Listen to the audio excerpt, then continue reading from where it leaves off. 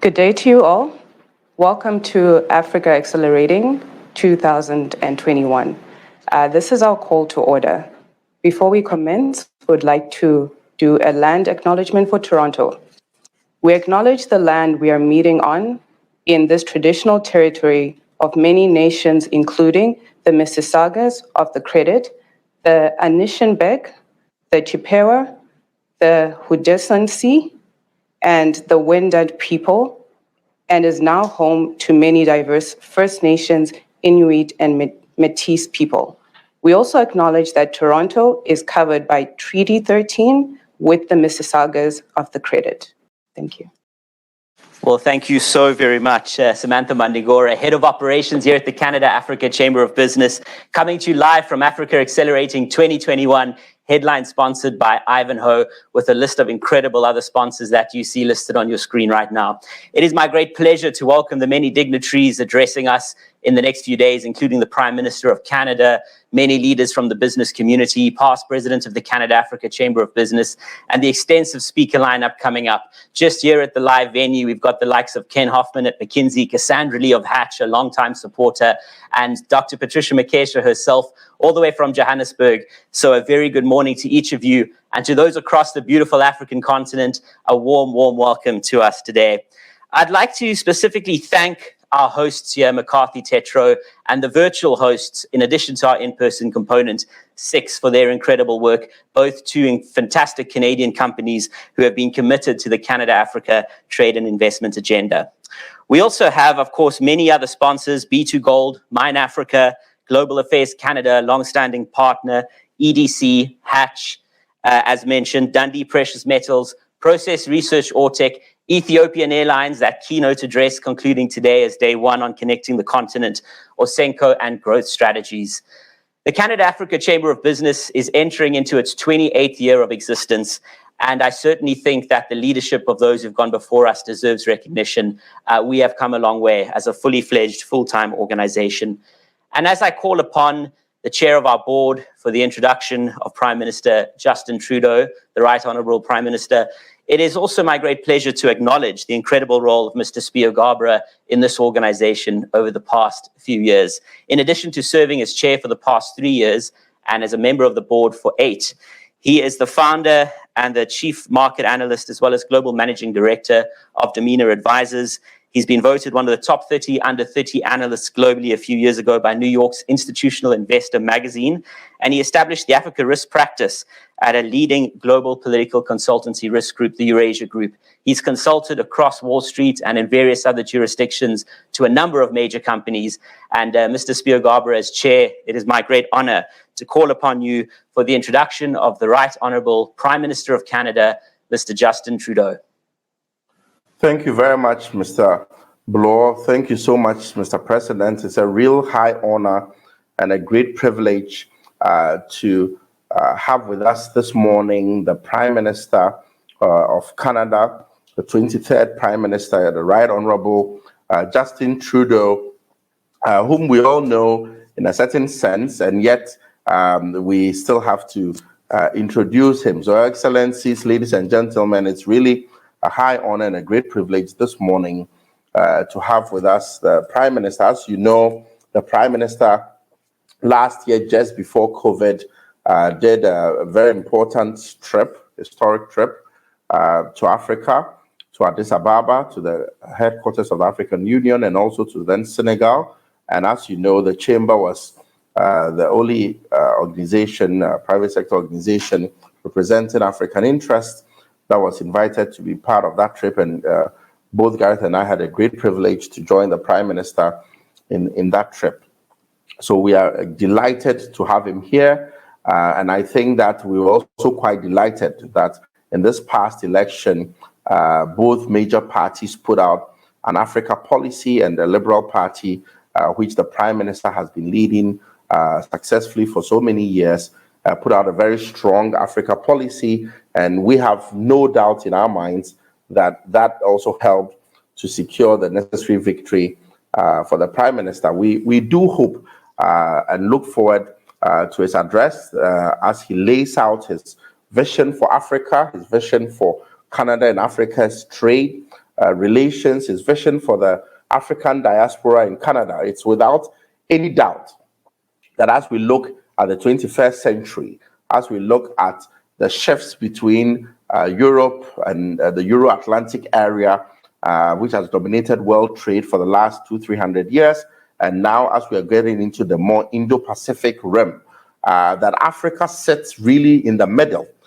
You cannot go from the Euro-Atlantic area of trade and shift into the Indo-Pacific rim without passing through Africa. So we have no doubt in our minds that Africa has an important role to play in Canada's own transformation of its trade agenda from an overdependence on some traditional allies to a broader trade agenda that includes Africa. And Africa's relations with Canada is not just obviously trade, but it's also one where there's a promotion of democratic values and other values that are fundamental to the human experience. So again, it's a real high honor, a great privilege, and a wonderful opportunity for all of us as members of the Chamber, for all of us who love Canada and who love Africa, to have with us the Right Honorable Prime Minister of this great country, Canada, the Right Honorable Justin Trudeau. Welcome, and please proceed with your address. Thank you.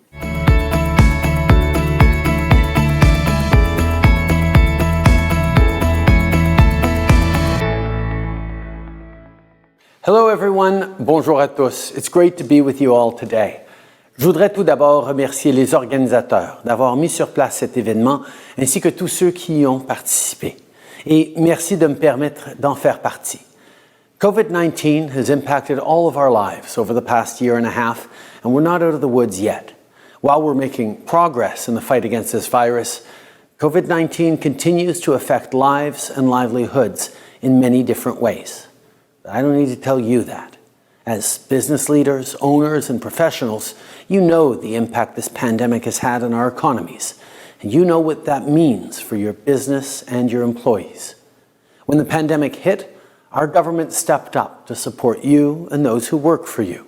We introduced the Canada Emergency Wage Subsidy and the Canada Emergency Response Benefit to help you keep your workers on the payroll and help your workers pay their bills and keep food on the table. On a également assuré un soutien direct aux entreprises, notamment grâce à la subvention d'urgence du Canada pour le loyer et le compte d'urgence pour les entreprises canadiennes. Ces deux programmes ont fait en sorte que les entreprises partout au pays pouvaient garder leurs portes ouvertes. Et maintenant, on compte se remettre de cette crise en rebâtissant un Canada plus fort et plus juste. My friends, COVID-19 is a global issue, and it's going to require a global solution. That's why we're stepping up and helping those beyond our borders, too. We've donated more than 40 million doses of vaccines to COVAX, and we're helping deliver another 87 million through the ACT Accelerator. And as places around the world, like the African continent, restart their economies, we'll continue to be a partner that can be counted on. Plus tôt cette année, le Canada a participé au sommet sur le financement des économies africaines où nous avons annoncé un soutien aux personnes les plus durement touchées par la pandémie. Par l'intermédiaire de la Banque africaine de développement, nous nous sommes engagés à stimuler la croissance économique et à créer des possibilités pour les gens de tout le continent. De plus, notre gouvernement est déterminé à élaborer une stratégie de coopération économique pour l'ensemble du continent africain, notamment en soutenant l'accord de libre-échange continental africain et en élargissant les partenariats dans le domaine de la recherche et de l'innovation.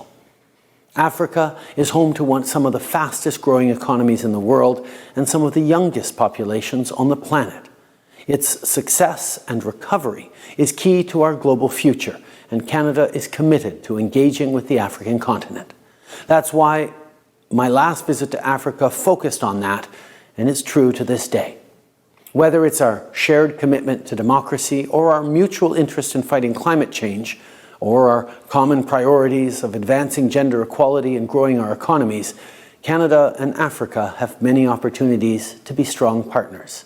And by continuing to work together, we can lay the foundations of a better world for everyone. Once again, thank you for inviting me to be a part of this event. Merci à tous. Thank you very, very much to the Right Honourable Prime Minister Justin Trudeau and to everybody who has been on the board, the Senior Advisory Committee of the Chamber, and to the team at the Government of Canada Global Affairs. It has been a pleasure to work with you in this process and on this very clear mandate for trade and investment with the African continent. We also note the incredible support that Canada lent on invitation from the African Union for the free trade agreement that we'll be addressing and exploring in detail on day 3 of this conference. Well, Canada's business community is certainly rising to the fore on the important story of partnership with the African continent. And at this particular juncture, it's my great pleasure to welcome remarks from Goldie Hyder in Ottawa, who is the Chief Executive Officer of the Business Council of Canada, an organization that brings together over 100 of Canada's top chief executives as measured by the size of their companies, key players in the economy, both of this country, but indeed across the world. Goldie Hyder is well known. The firms among his membership employ over 1.7 million people across Canada, comprised of every major industry.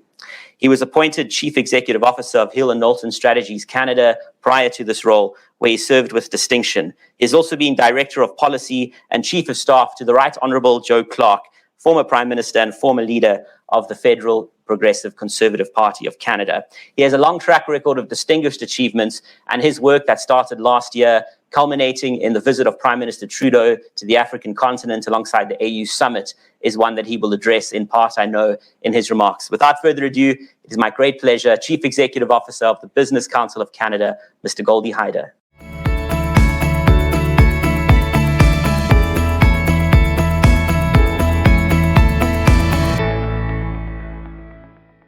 It is a pleasure to be with you this morning, albeit virtually. As the President and CEO of the Business Council of Canada, I represent 170 Canadian business leaders, the top employers of the country from virtually every sector in Canada. Last year, we issued a report called Why Africa? It looked at how Canada can build economic ties to the world's fastest growing continent. So why are we thinking about Africa? The last few years have frankly been a wake-up call for Canada. Canada is simply too reliant on a handful of markets. We need a diversification strategy that focuses on growth. Africa was frankly an obvious choice for future trade and investment growth.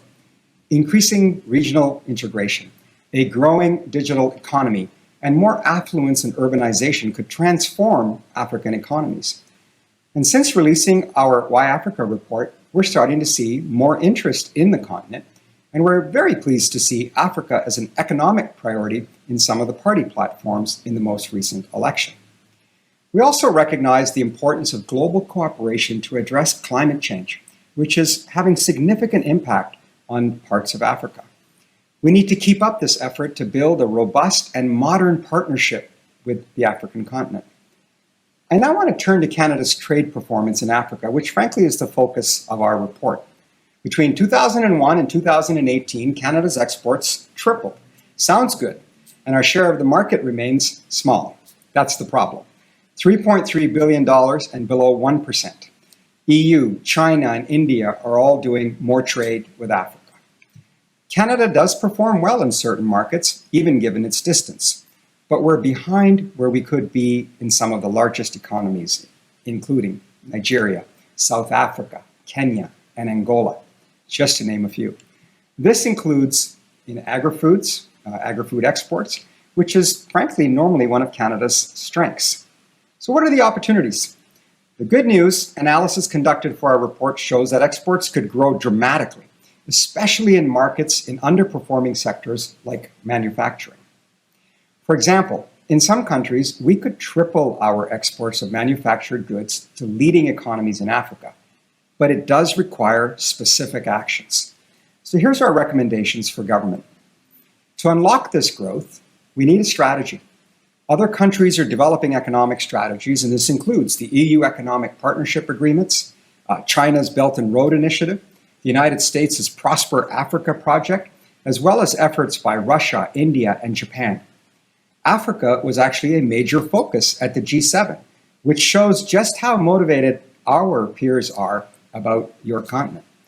Canada should keep a close eye on the African Continental Free Trade Area now that it is in agreement in full force. If this agreement is successful at promoting free and fair regional trade, it will significantly improve the outlook for Canadian firms. And if possible, Canada should strive to negotiate a deal with the bloc in the future. Canadians are natural free traders and we're major international investors. But frankly, there is much room to expand investment in Africa. Investment agreements could be another tool itself to enhance this flow.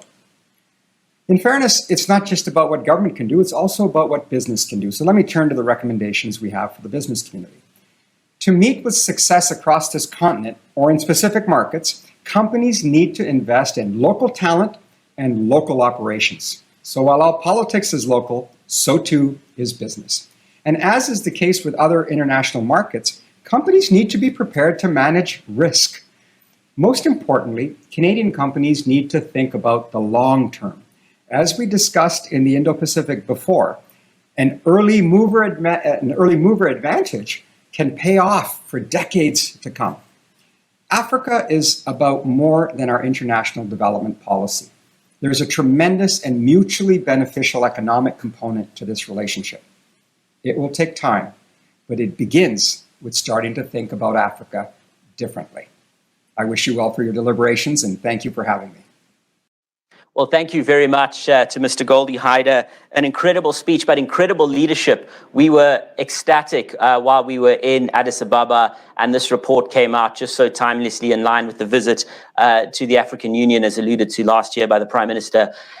So thank you very much to the entire Business Council of Canada for your incredible work over in Ottawa from your headquarters and indeed across the country.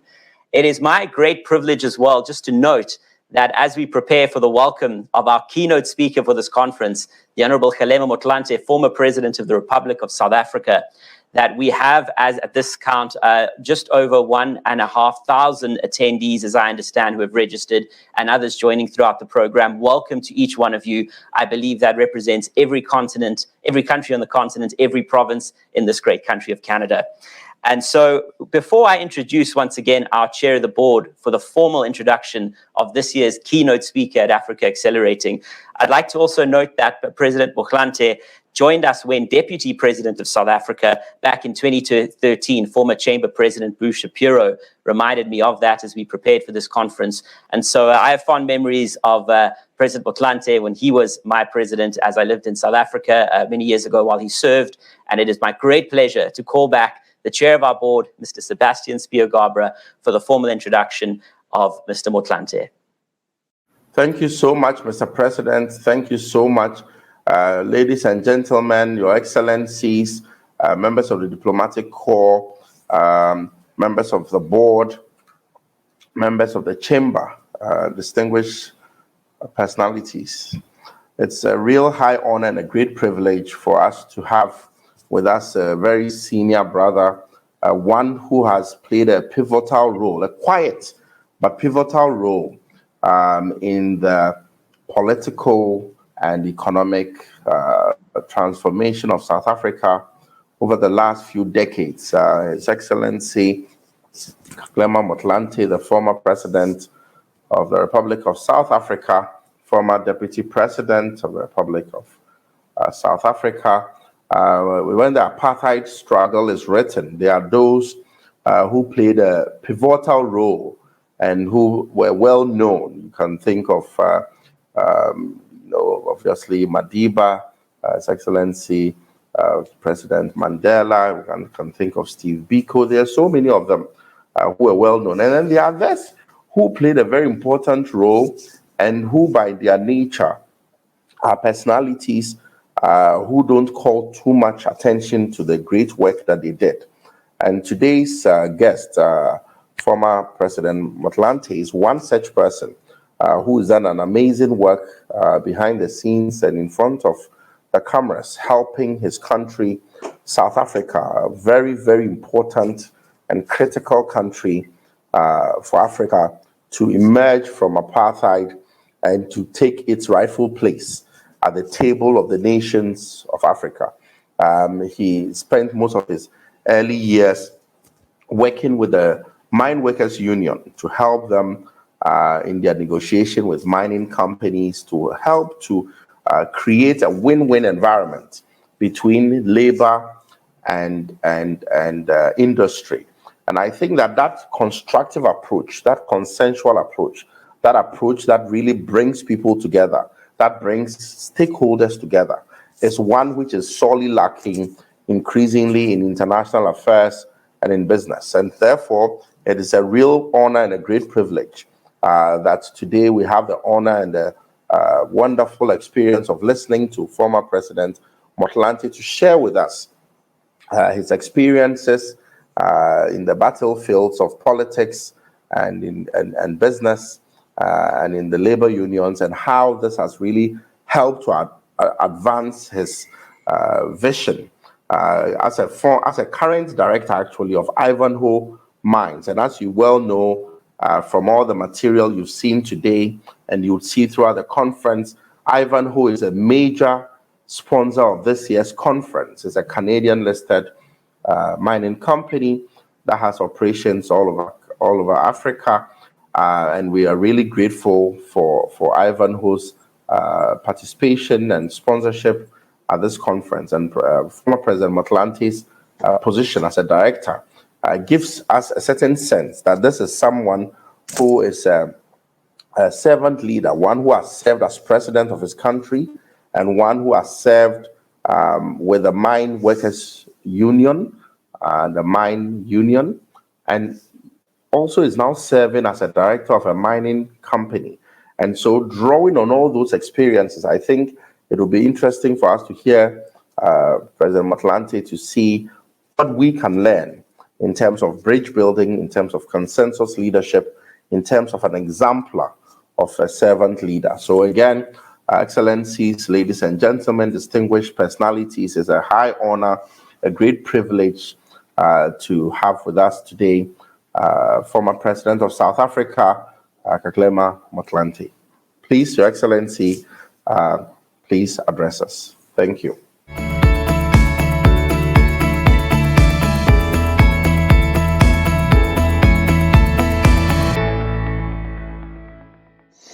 Program Director, His Excellency Prime Minister Justin Trudeau, Prime Minister of Canada, Ms. Marla Khanna, Assistant Deputy Minister, Sub-Saharan Africa in the Government of Canada,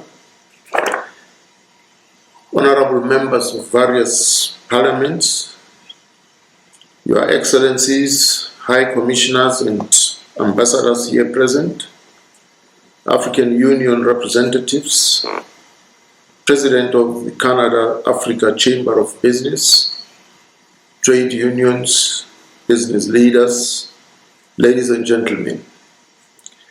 Askia Mohammed I, also known as Askia the Great of Timbuktu, rose to power in the late 15th century. As an emperor, military commander, and political reformer, Askia the Great of Timbuktu strengthened his empire and made it the largest in West Africa's history through policies that resulted in a rapid expansion of trade with Europe and Asia, the creation of many schools, and the establishment of Islam as an integral part of the empire. Askia aligned himself with the scholars of Timbuktu, encouraged learning and literacy amongst the people, and ensured that the region's academic institutions produced the most distinguished scholars, ushering in a golden age for the city and offering us knowledge that reconstructs the world view of African history in the Middle Ages.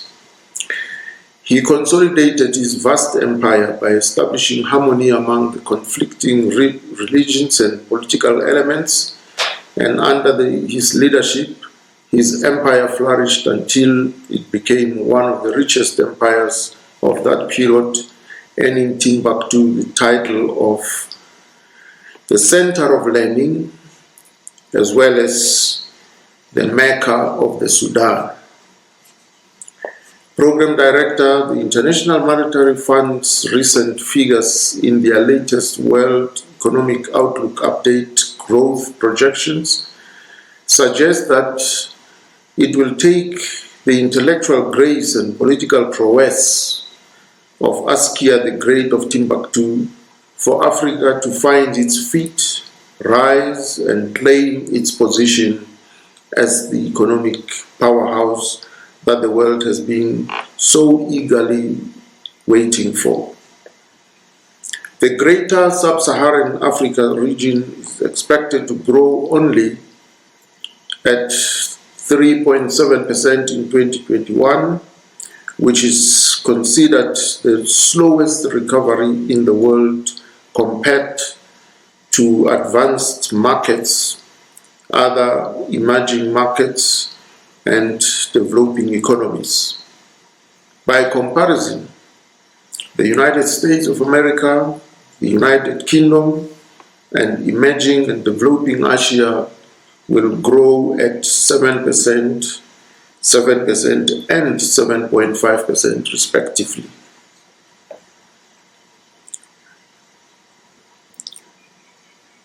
Let me quote from Abebe Imri Selassie, Director of the IMF's African Department, and I quote, "This mismatch reflects sub-Saharan Africa's slow vaccine rollout and stark differences in policy space," close quote. The IMF lays out three crucial priorities for the world's post-COVID-19 recovery, containing the spread and effects of the pandemic, especially through vaccinations, economic measures to kickstart growth, and investing in the future by being climate change conscious and lowering carbon dependence and increasing access to and use of digital technologies across the board. When looking at the continent through the lens of these three priorities, the outlook is not bright for a post-COVID-19 recovery of Africa. Strictly looking at the pandemic, our vaccination efforts are slower than others, and this is also due to vaccine nationalism, export restrictions and restrictive patents, limited vaccine manufacturing infrastructure on the continent, and demands for booster shots in advanced economies. This leaves the continent with only 4% of its population fully vaccinated, compared to advanced and many emerging market countries which have vaccination rates close to 60%. Africans have found themselves battling a second, a third wave and impending fourth wave, exacerbated by rising unemployment, food insecurity, social unrest, drop in trade, decrease in tourism, gender-based violence, and climate change. Albert Zifek, Chief Economist for Africa at the World Bank, said, and I quote, "Fair and broad access to effective and safe COVID-19 vaccines is key to saving lives and strengthening Africa's economic recovery. Faster vaccine deployment would accelerate the region's growth to 5.1% in 2022 and 5.4% in 2023 as more containment measures are lifted, boosting consumption and investment," close quote. Nonetheless, sub-Saharan Africa is set to emerge from the recession with a rebound currently fueled by elevated commodity prices, a relaxation of stringent pandemic measures, and recovery in global trade, however, remains vulnerable. Apart from mounting fiscal pressures and rising debt levels, research papers and reports from across the board highlight Africa's unique position of low baseline development, to make radical decisions and implement innovative measures that will see a more sustainable and inclusive economic recovery. It is important to remember that within every crisis there is also opportunity. Existing challenges also present favorable circumstances to transform the economy, strengthen food security, create jobs, and open up a flourishing market for exponential trade. In the words of the writer and theologian C.S. Lewis, he says, and I quote, "You can't go back and change the beginning, but you can start where you are and change the ending," close quote. It is important for us to acknowledge that the despair experienced in Africa is a collective struggle, and that finding meaning in the process of recovery signifies a rare opportunity to chart a course of healing for all people on the continent. It is a chance for all African nations to examine the fundamental changes during the pandemic, what needs to be addressed, and what opportunities exist to rebuild our political, economic, and our social structures. It is a golden opportunity to consider our shattered history and make sure that this time we leave no one behind.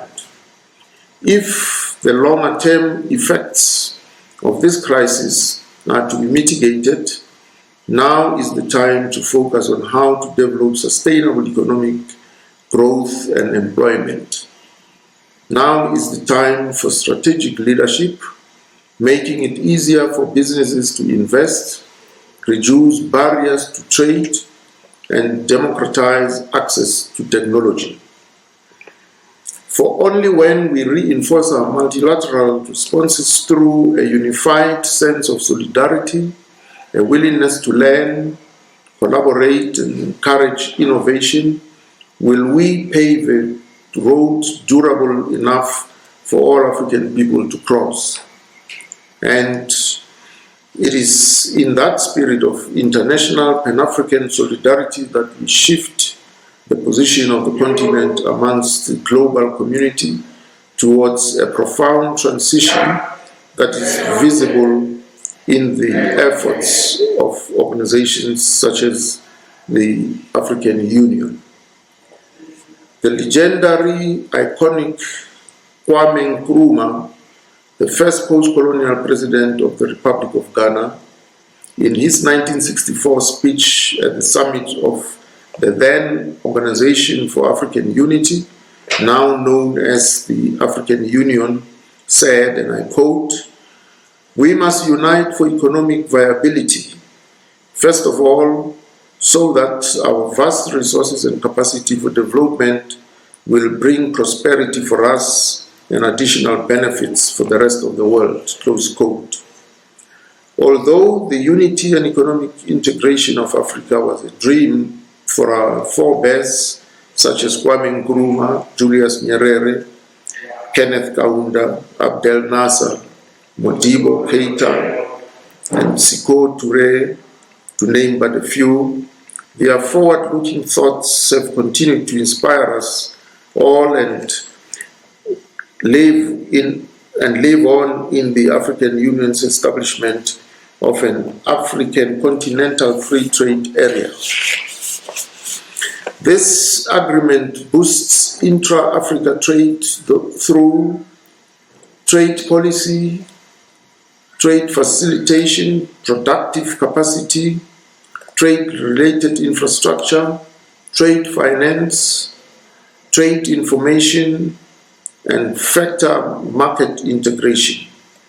The African Continental Free Trade Agreement brings together 54 African countries with a combined population of more than 1 billion people and a combined gross domestic product that is considered the world's largest growth market by potential. By creating a single continental market for goods and services with free movement of business, persons and investments, expanding trade through better harmonization and coordination, and enhancing industry competitiveness, production, and market access, the African Continental Free Trade Agreement holds the potential to contribute significantly to eliminating poverty, creating jobs, and improving food security. This kind of economic empowerment has the turnaround capability that can see Africa's trade vulnerabilities and acutely limited participation in the global market to be a thing of the past. Less will the reliance be on suffocating traditional forms of trade that the continent is more commonly known for. Since its colonial history to the post-colonial present day, Africa has been pursued as a supplier of human power through slavery and raw materials. And so the scene was set for a dominance of foreign powers in international institutions, a power imbalance that subordinates the continent's labor, resources, natural habitats, governments, and leaders. The African Continental Free Trade Agreement allows an opportunity to reduce dependence on exports and strengthen Africa's bargaining power among foreign corporations and markets, to increase domestic investment and lift many out of hardship. Program Director, as we may observe, the realization, advancement, and progress of free trade in Africa is of significant consequence to the population of every nation on the continent and carries with it an outcome of dignity and humanity, basic elements of civilization that should exist freely and in abundance across the borders. What we start to notice is that it is only through collaboration, cooperation, and solid partnerships that a profound transition can be made to open Africa's markets to the world and end famine, suffering, and human rights violations on the continent. And so, Africa needs partners who are committed to a prosperous African community of nations, collaborators who advocate for the African Union and who contribute to the formation of the African Continental Free Trade Agreement. One such trusted partner in the quest for economic liberty and humanity in Africa is Canada. But one may ask the question to Canada, why Africa? The Business Council of Canada states that, and I quote, Canada has made trade diversification a key priority in its policy and in its 2018 Fall Economic Statement.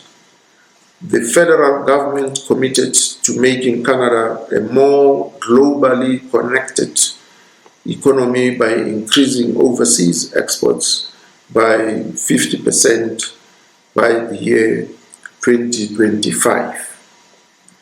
The Business Council of Canada reiterates that this is an ambitious goal that will require a comprehensive export strategy focused on high growth markets where Canada underperforms. Canadian trade diversification discussions have often focused on the Asia-Pacific region with the rise of Asia's middle class as a highlight. Although it is agreed that this region must continue to be a focus, we must also see Africa's large and untapped growth potential as a region that deserves much attention.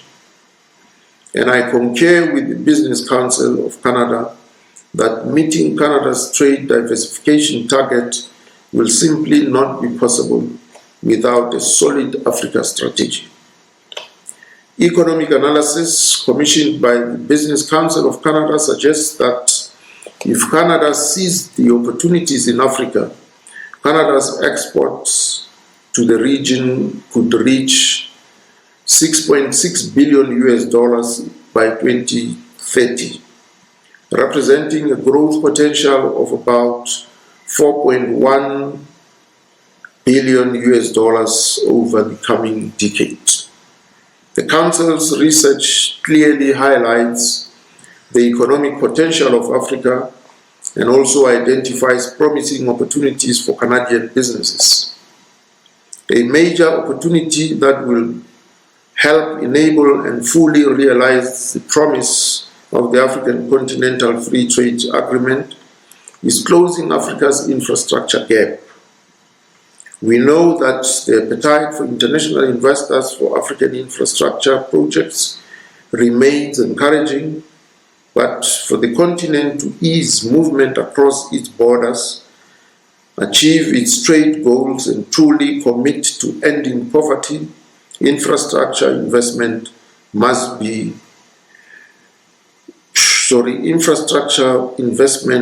more than double and continue to grow into the next decade.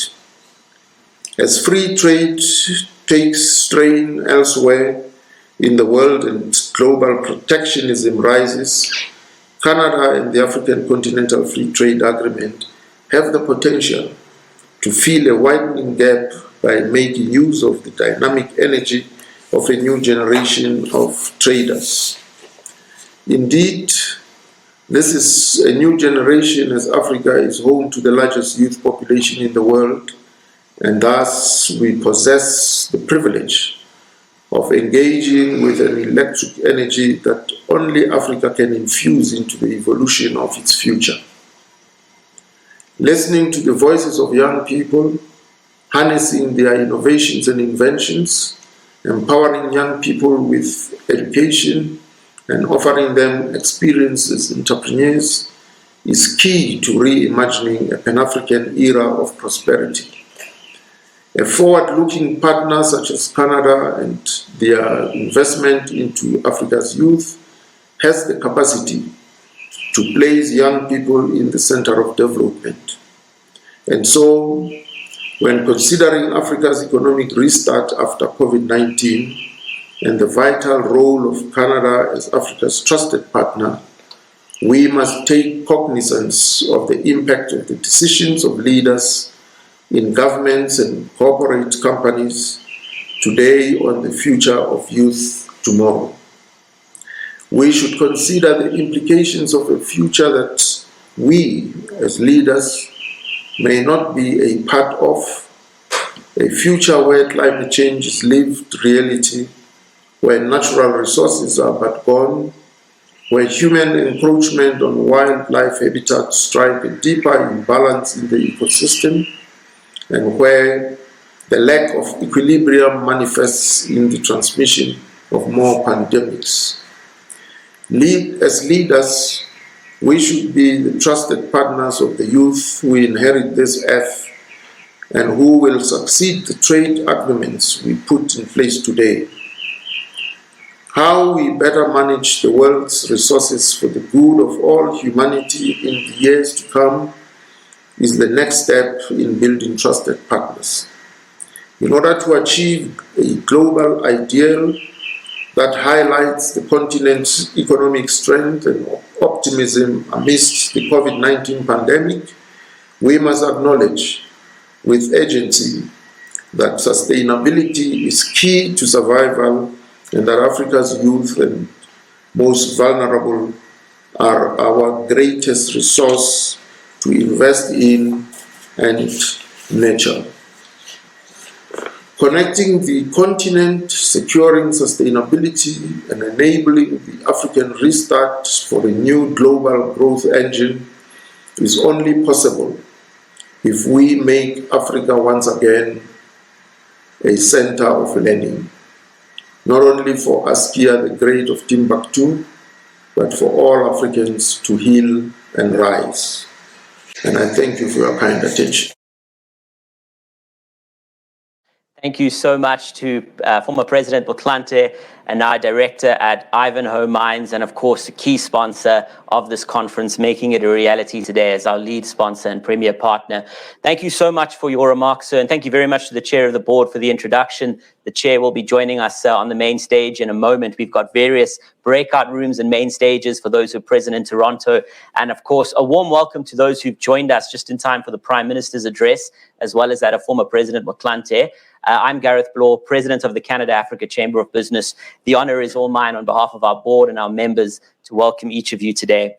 And of course, President Motlanthe, we note that was your second address to the Chamber just under a decade ago. You were, of course, with us for the annual annual African Mining Breakfast, one of the highlights on the calendar, now the single biggest event in North America when it comes to mining on the African continent. And no doubt, curating that kind of success based on the content and the dynamism and the leadership of people like yourself. So a very, very big thank you from all of us. It is my great pleasure now, as we come toward the conclusion of our opening session and we prepare to move into day one's programming of Connecting the Continent, to call upon a final speaker for a few remarks. Dr. V.I. Lakshmanan is CEO of Process Research Ortec, formerly the Ontario Research Corporation.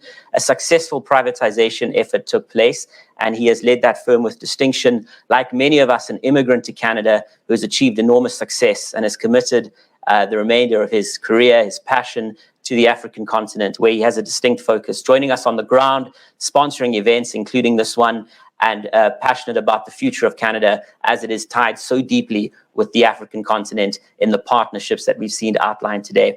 Dr. Lakshmanan is currently, in addition to his role as CEO of Process Research Ortec, a world-renowned international speaker. He's a scientist, he's an innovator, and he's also an entrepreneur who's played an important role both in Ontario, but also across Canada through Process Research Ortec. Their significant expansions are now into Botswana in particular, following the Canada-Africa Business Summit that took place in Botswana in 2019. We look forward to being back on the ground in the African continent again. And without further ado, Dr. V.I. Lakshmanan from Process Research Ortec, over to you, sir, for a few remarks to lead us off to the end of the opening session. Thank you.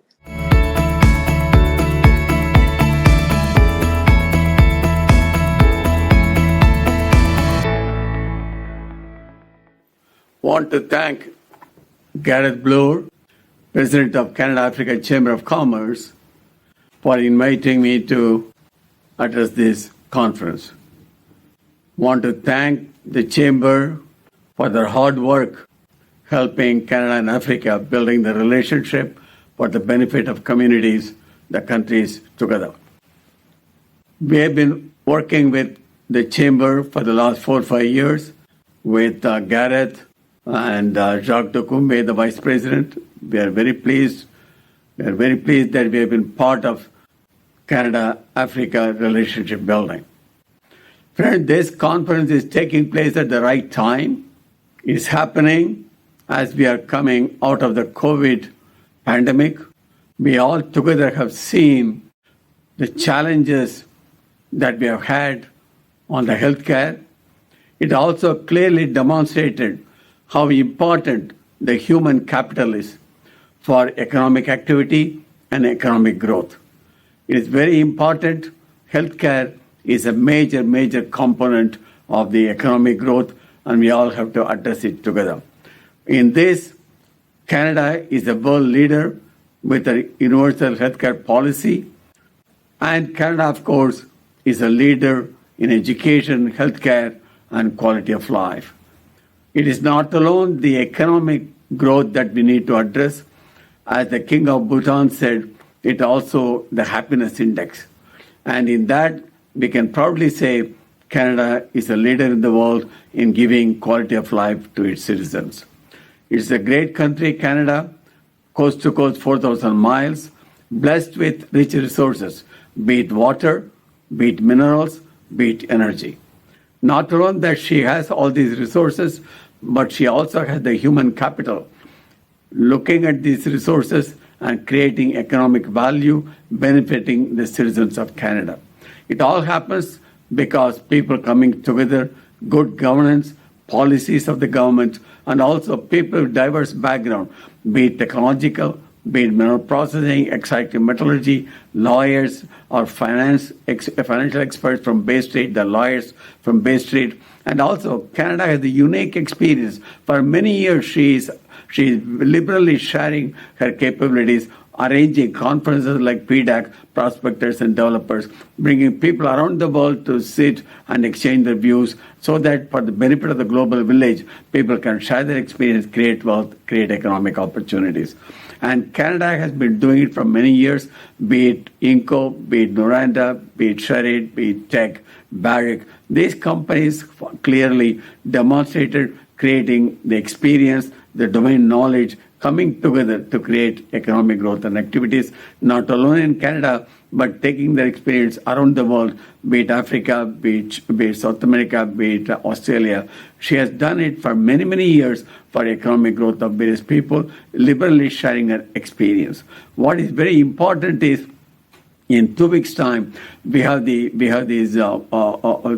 climate change global warming conference taking place in Glasgow.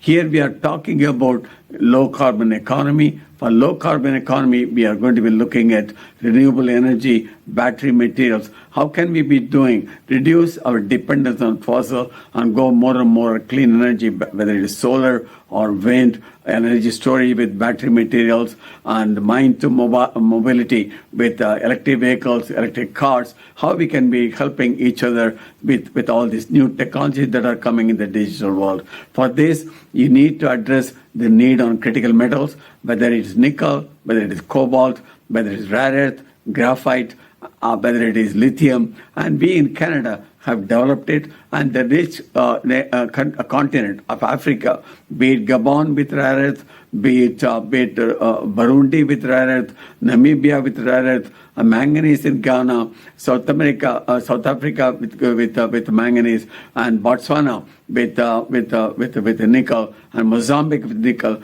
All these countries have rich deposits, and Congo has got cobalt. So these are all great countries with rich wealth. But it is not only having the rich wealth, rich deposits, but human beings coming together, technological experts coming together. Here is a unique opportunity.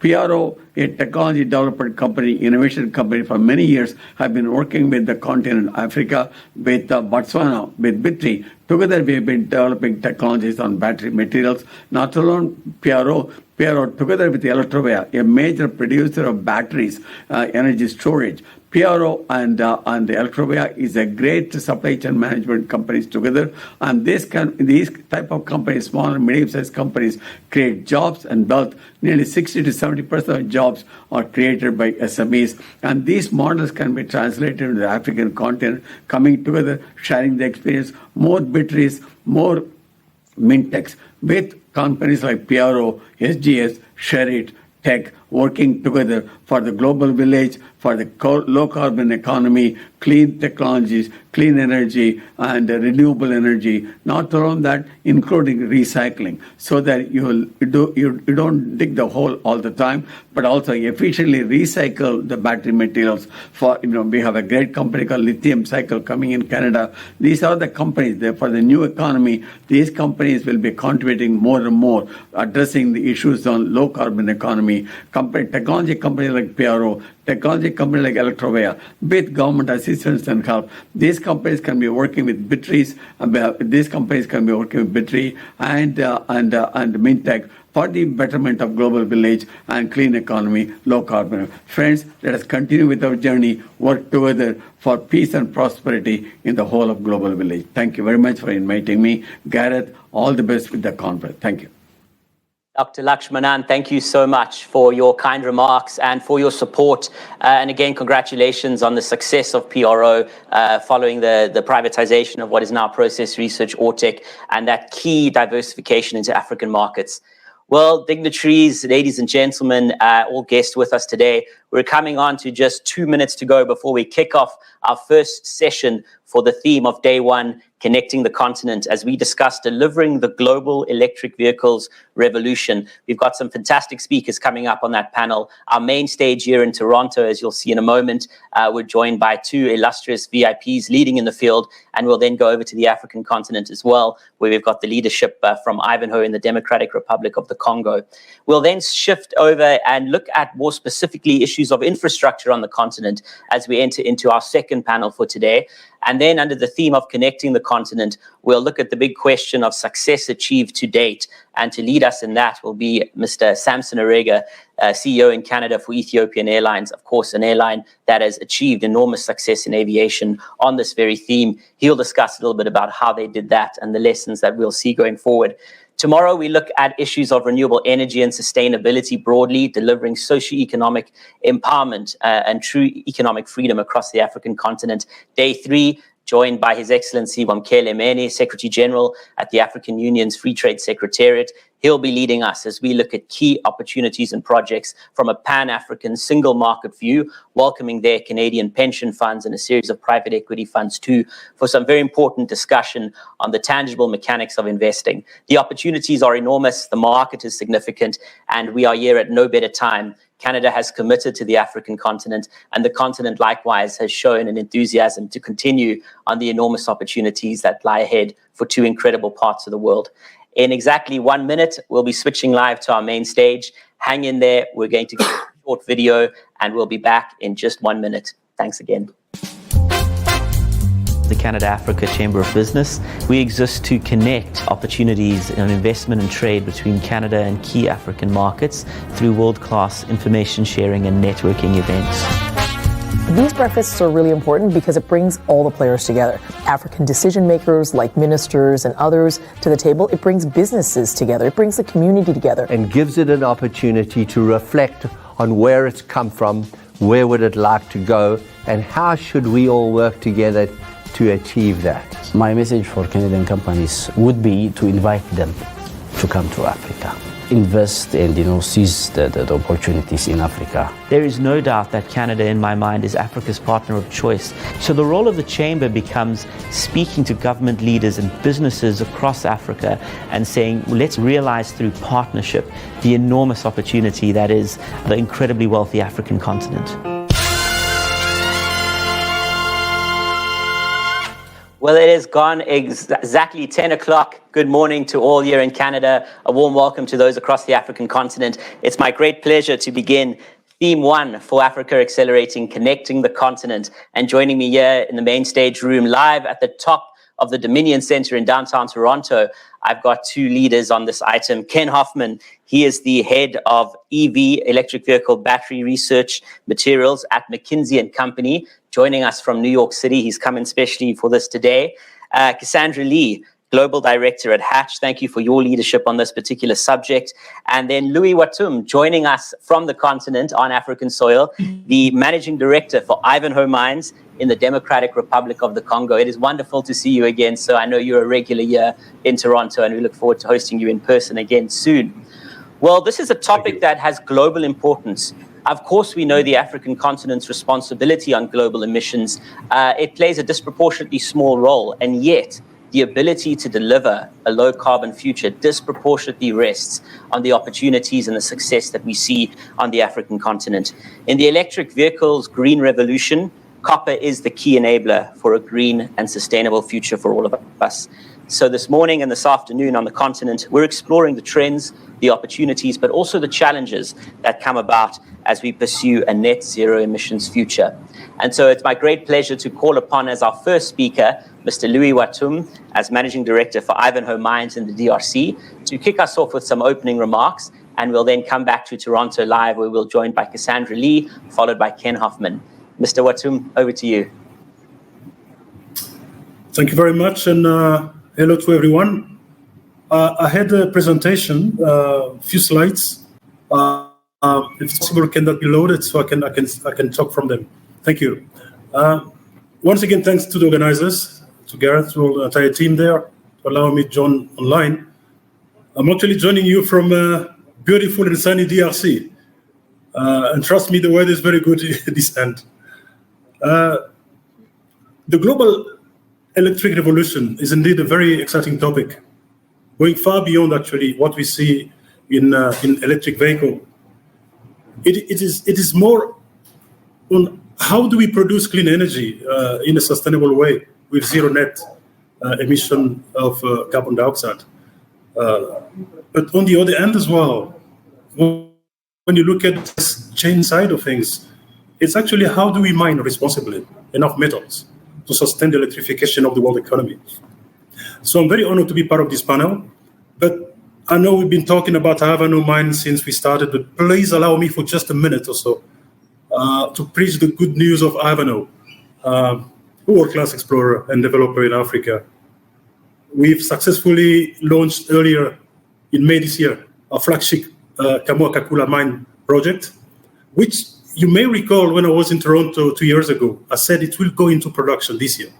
Well, it just happened, even ahead of schedule, and will become the second largest copper mine in the world when it reaches its full expansion. We have two other world-class mines. It's Platreefs, which has the potential to become among the world's largest primary PGM producers at an industry-leading cash cost, very low cash cost producer, actually. And also Kipushi, which is the world's highest grade in zinc that we have in southern DRC. Both Kipushi and Platreefs are still under development. Now, let's go back on copper, to copper.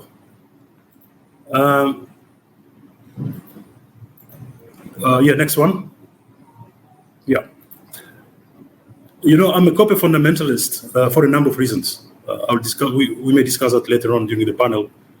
But what is important to notice is the fact that when we look at the trend of copper demand versus supply, on one hand, there is an increase in copper demand, and this is not just because of electric vehicles, but also because of reflationist policies adopted by a number of countries around the world. We need to modernize the aging infrastructure. They need to build new ones. Emerging economies also need to do the same, and all this will consume a lot of copper and other metals. So this is on the demand side. But on the supply side, the picture is different somehow. The supply is declining, mainly due to lower grades, aging mines, which are getting deeper. We may see some slight surplus towards the end of next year on copper supply, mainly due to a number of projects coming into production, such as the second phase of the Kamoa-Kakula in DRC, Quellaveco in Peru, Spencer, Quebrada Blanca in Chile, or Udokan in Russia. And you add on top of that increased production from scrap metal. All this will give a bit of surplus, but I can only assure you this will be very short-lived. Next slide. Because if you look at the demographics, just look at the explosive urban growth. I mean, look at Kinshasa. I was born in Kinshasa. And by the way, for those of you who haven't been in Kinshasa, let me tell you one thing. DRC, besides producing good copper, good cobalt, and others, Kinshasa produces good beer, good music. We play good football, and girls are beautiful. So please come join me in Kinshasa. Kinshasa was home to less than 1 million people when it started. And look at where it's going for 2030. It's going to reach 22 million people. Just look at the magnitude of infrastructure that will be needed, electrification that will be needed. So demand will keep rising, and it's going to be very difficult to catch up with it. Next slide. Thank you. Copper is the king of the metals, the equivalent of oil in the oil economy. Why? Because look at the amount of copper, first of all, used by electric vehicles, 3 times more than a conventional internal combustion engine. And also, it's very difficult when it comes to transmission lines, for instance, to replace copper. Yes, aluminum is cheaper, but less efficient. Take an aluminum cable. It needs to have a cross-sectional area that is double the size of any copper equivalent to conduct the same amount of electricity. So efficiency is in copper. And finally, when you want to charge your batteries faster, where else to turn to if not copper? Next one. Now, where is the role of Africa in all this revolution? If you look at the annual sales of near 45 million EVs at the end of this decade, You see all the jurisdictions of the world except Africa. There's a very simple reason to that. This slide is showing you the demand, the consumer side of the business. You'll find Africa more on the supply side of the equation, where Africa has a real role to play because of mineral endowment second to none in the world. Next slide. And as you've seen over the past couple of years, there are giga factories that are being built in China, in Europe, in the US. How do we feed all these monsters with raw material, with the metals which are needed to make batteries? This is where Africa has unprecedented opportunity to lift its game as a major supplier, economic and social benefits for its population. What is very encouraging also, I must say, as a trend in Africa, we've seen a number of countries, such as South Africa, Mauritius, Seychelles, Rwanda, and some other North African countries. They start showing leadership, putting good policies and standards to sort of steer up electric vehicle uptake. This is very good for the world economy. Why? Because since if Africa becomes more electrified, it will burn less charcoal, it will cut less trees, and ultimately achieve more forest conservation, which is good for humanity. The next slide. Now, there are challenges, of course. We will never say it enough. The cost of lost opportunities is huge for African countries with world-class mineral endowments, such as DRC, due to poor infrastructure, poor institutional capacity, energy deficit, poor governance, and others. These are the real challenges that one needs to address. Be that as it may, we must also recognize that many African countries are taking more and more seriously ESG. Taking DRC, for instance, you see more and more collaboration with international organizations, such as Global Battery Alliance and others. And they're effectively putting an end to child labor in artisanal mining. We start more and more seeing major mining houses also coming to the table as well to suggest solutions, give away areas of the mine concessions which they believe is not conducive to industrial mining, etc. So a lot of effort is happening currently, and we can see the results, although a lot more needs to be done. The other challenge is the recycling of EV batteries. This is the other side of the coin. I will actually call it even the darker side of the coin of this revolution. Just imagine 145 million batteries, which are going to be manufactured by in these giga factories. They come to the end of their lives. What do we do with them? We recycle them. And there is the risk of releasing all kind of toxic waste, heavy metals, etc. It opens a whole new area of research and development, and also an opportunity where academia and industry need to join forces and find innovative solutions. And perhaps as concluding remarks, that's my last slide. As I said in opening remark, it's not just about electric vehicles here. It has become a matter of national security for nations and humanity. How do we produce clean energy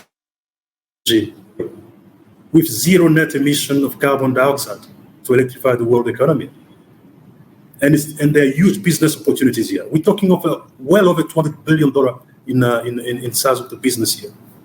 And this is where African countries need to wake up to attract these investments.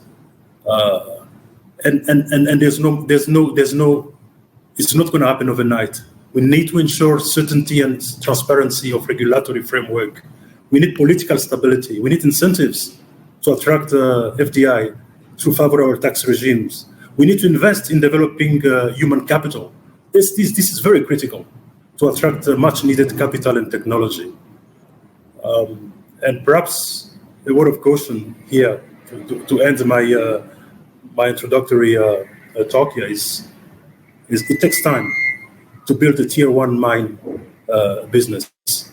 To build Kamoa-Kakula took 24 years. It didn't happen overnight.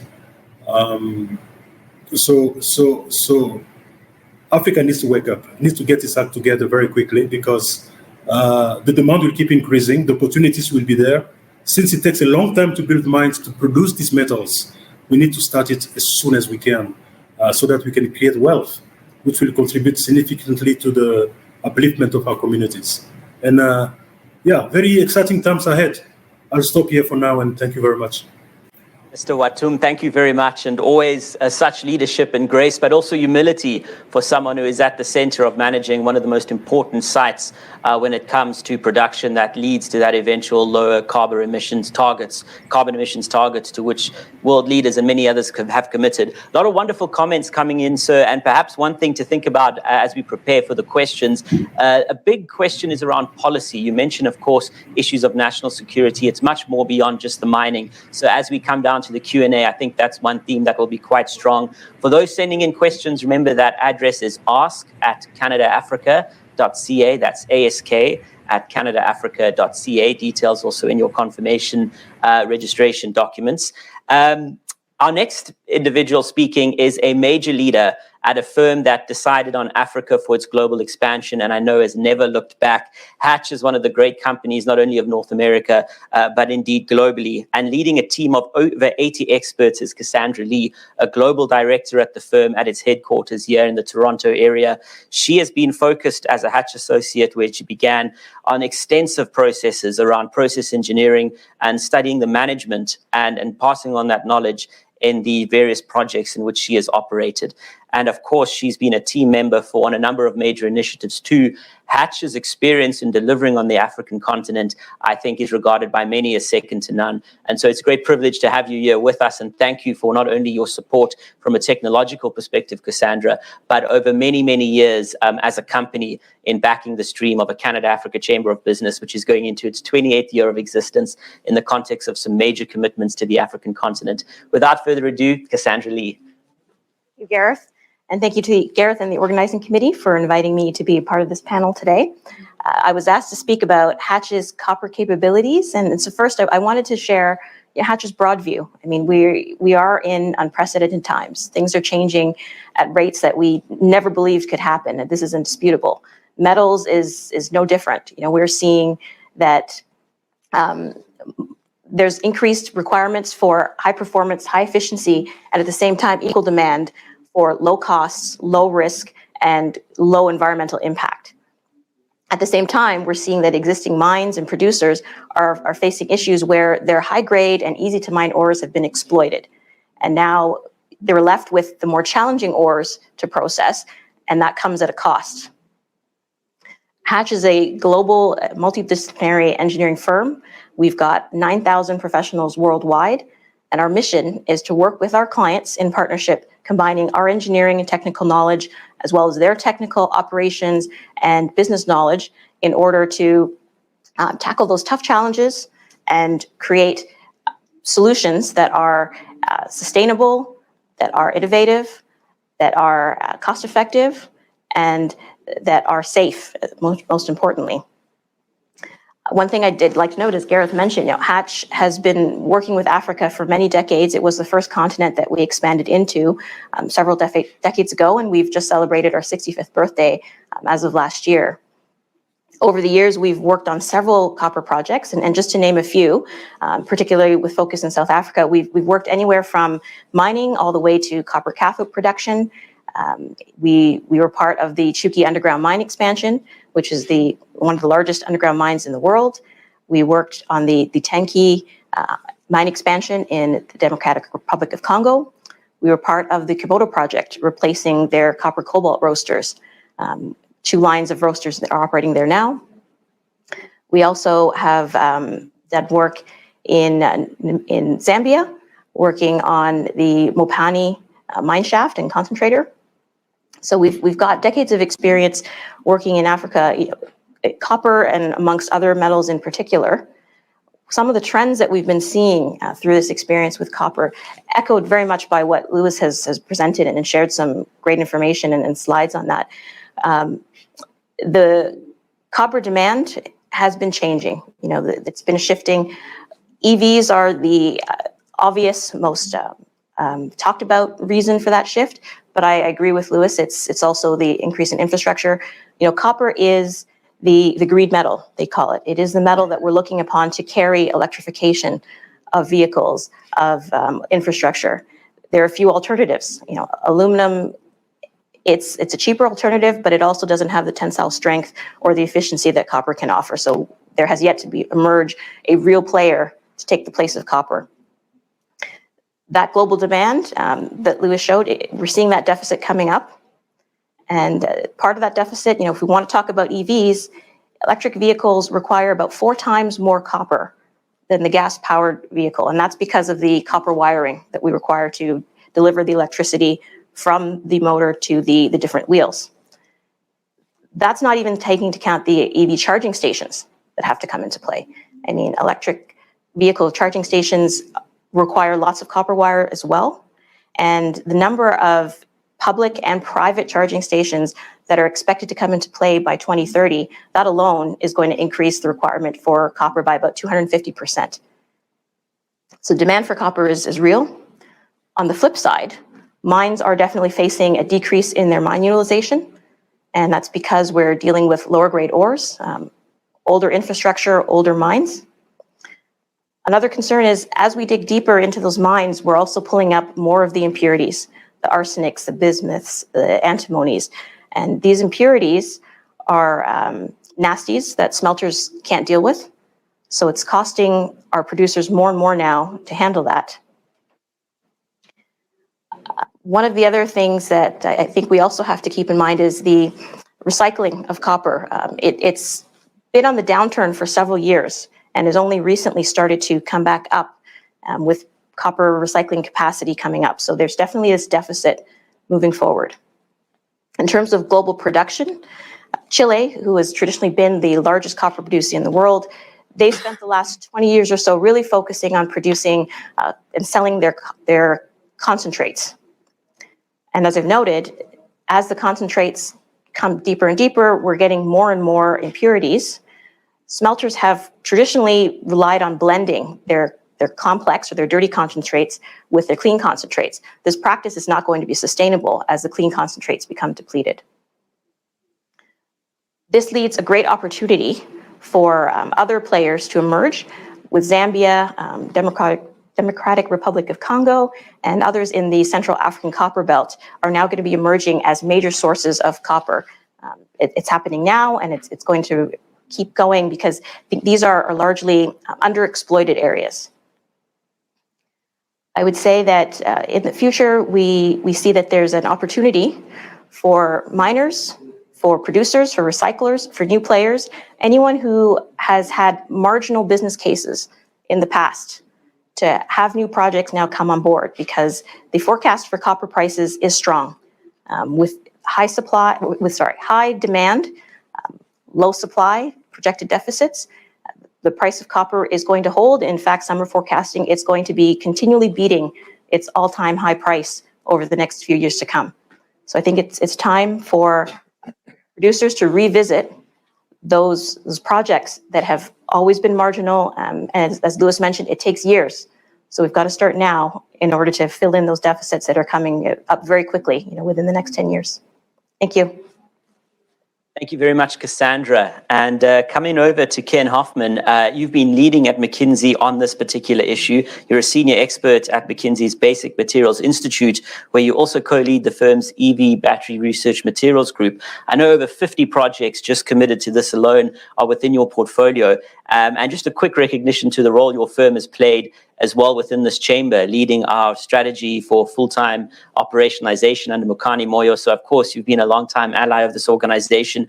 And, of course, this key topic that's before us today. I'd like to invite you to offer some of your opening insights, recognizing you in no more measure as one of the leading experts, along with Cassandra and others. What's your initial take? When we look at battery raw materials, and really my role at McKinsey is trying to connect the dots between the miners, refiners, recyclers, OEMs, all together to try to understand how we go forward. The good news, I think, is battery technologies have won. There's no question about that. The age of the internal combustion engine is ending, and the age of new storage technologies has begun very rapidly. One of the things we found, though, is as we move towards this battery technology, the materials needed will change very, very rapidly. And I think that's really important for people to understand. And so one of the things we always urge the miners and refiners is become integrated into that value chain. It's no longer going to be a commoditized product that you put into a chain and someone will take it. Actually, the OEMs want to be with you on your development stage. And how things change rapidly, I can give a few examples. One, for example, is every year we tear down EVs. We're probably the biggest destroyers of EVs out there, and we tear down every single year to see what has changed. One of the most interesting things is when we tear down our Teslas, which we love to drive, but we also love to tear down, there's actually only about 50% more copper in the latest Tesla than there was in prior. So the 4 times was good 3-4 years ago. If we take something down today, the companies have gotten very good at thrifting out a lot of the copper, mainly actually in the battery pack, where you make thinner and thinner versions of the copper cathode. And so the copper collectors inside. And so that's one thing that's changed. However, the one thing we go back to on these battery technologies is, what does the consumer want? Be it the consumer of a mine trying to go ESG neutral, or the consumer of an electric vehicle. Often what we find, the consumer of the electric vehicle, they want to have the same operating dynamics of the vehicle they have today. So if the car today has 600 to 900 kilometers range, they want 600 to 900 kilometers range. If that can pull into a petrol station and recharge in 4 or 5 minutes, they want to recharge in 4 to 5 minutes. And so if you look at, for example, our copper outlook, even though we've taken copper in the EV substantially down, we haven't moved our copper forecast at all. We're actually very, very bullish on copper, going from around 26 million metric tons of finished copper this year to around 34 million metric tons of copper in 2030. The difference is the infrastructure. If you want to charge a car in 4 or 5 minutes, the infrastructure you need to do that is very, very significant. I'm going to have to, relative to early Tesla superchargers at 75 kilowatts, today a Tesla supercharger is 250 kilowatts. Well, we're talking about 1,500 kilowatt chargers in order to charge not only vehicles, but also trucks, etc. So massive, massive charging stations with a lot of infrastructure to give that consumer the same experience they have today. And that will lead to just massive increases in infrastructure moves. We also talk about, in terms of raw materials, the one thing the OEMs are telling us is they're very open to many different types of materials. So if a material gets too expensive, the old adage, the cure for high prices is high prices, will hold true here. So you will see many, many different metals, materials coming into the fore as OEMs try to provide the right product at the right price. So what does that mean for Africa? Manganese is going to be a really important metal going forward. As nickel becomes more and more constrained, nickel's great for a battery in terms of giving up and taking electrons, but if it's in such short supply, OEMs will look elsewhere. And so while nickel will be incredibly tight over the foreseeable future, manganese will be one of the metals to sort of help us out. As I said, copper will always be there, but more in the infrastructure rather than in the vehicle itself. And other materials are really fascinating. It's not just the lithium-ion battery. Think about flow batteries. Think about vanadium flow batteries. Very interesting technologies. And what do these technologies not only do for metals demand, what do they do for economies? And one of the things we're really seeing, and there's a lot of interest in bringing batteries into places of the world that are very short electricity. The beauty about electricity and beauty about these batteries is modularly, you could start to put down these batteries in place of diesel generators. And so you can use renewable resources such as solar or wind to fill up these batteries and then have parts of the world that didn't have electricity just very simply put up more and more renewable energy to the battery energy and create power where it's very difficult to get power today. That will be a supercharger on world GDP, and it's going to be a really compelling, interesting area. And look at cost. 8 years ago, it was about $1,000 a kilowatt hour for a battery. Today, you're talking well below $100 a kilowatt hour. And that number only continues to drop. And new technologies out there, such as new anode technologies, which continue to drop the cost of the battery, will only become more and more prevalent. Again, supercharging the growth going forward. And so this year, even though we've seen 100% growth in EV demand to almost 6 million units, that growth will only continue to accelerate as these costs decline. And as we continue to improve battery technology, no greater a point than was something that floored me. Yesterday, Hertz announced that they will buy 100,000 EVs from Tesla. It's a real transformative event around the world. It's going to make everything a lot different. It's going to really challenge our raw material lines. OEMs are not only cared about the materials they buy, but the ESG footprints that those materials bring. So again, work together with the suppliers, with the buyers, so that we can actually build these very robust raw material chains, which will from time to time break, unfortunately. But if they're thought about the entire way through, if the materials actually are brought to fore to these new battery technologies, and we know when the new battery technologies are going to be hitting the marketplace, then I think we can actually work through this and see a pretty seamless transition from the old internal combustion engine to stationary storage and EV storage, etc. Thank you. Absolutely brilliant. Thank you so much for those insights. Thank you to all sending in their questions. Remember, that question line is ask@canadaafrica.ca. Louis, first question goes to you, and I think I'll take a round of questions in the order with which each one of you have addressed us.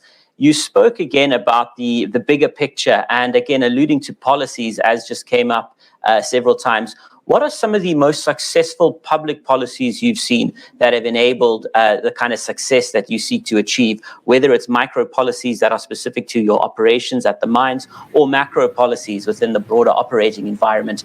The next question is to Cassandra. Cassandra, it's around some of the trends that you're seeing, specifically around lost opportunities. Hatch is obviously celebrating decades on the African continent. Where do you see success stories to date where addressing those lost opportunities have been done optimally? And where do you think areas of focus need to be so that we don't see lost opportunities as have been alluded to? And that can either be in terms of public policy again, or specifically operations, areas where you come in on a project and you assist with some changes. And then finally, Ken, you spoke about quite a few trends. Where do you see areas, though, where copper is currently underutilized?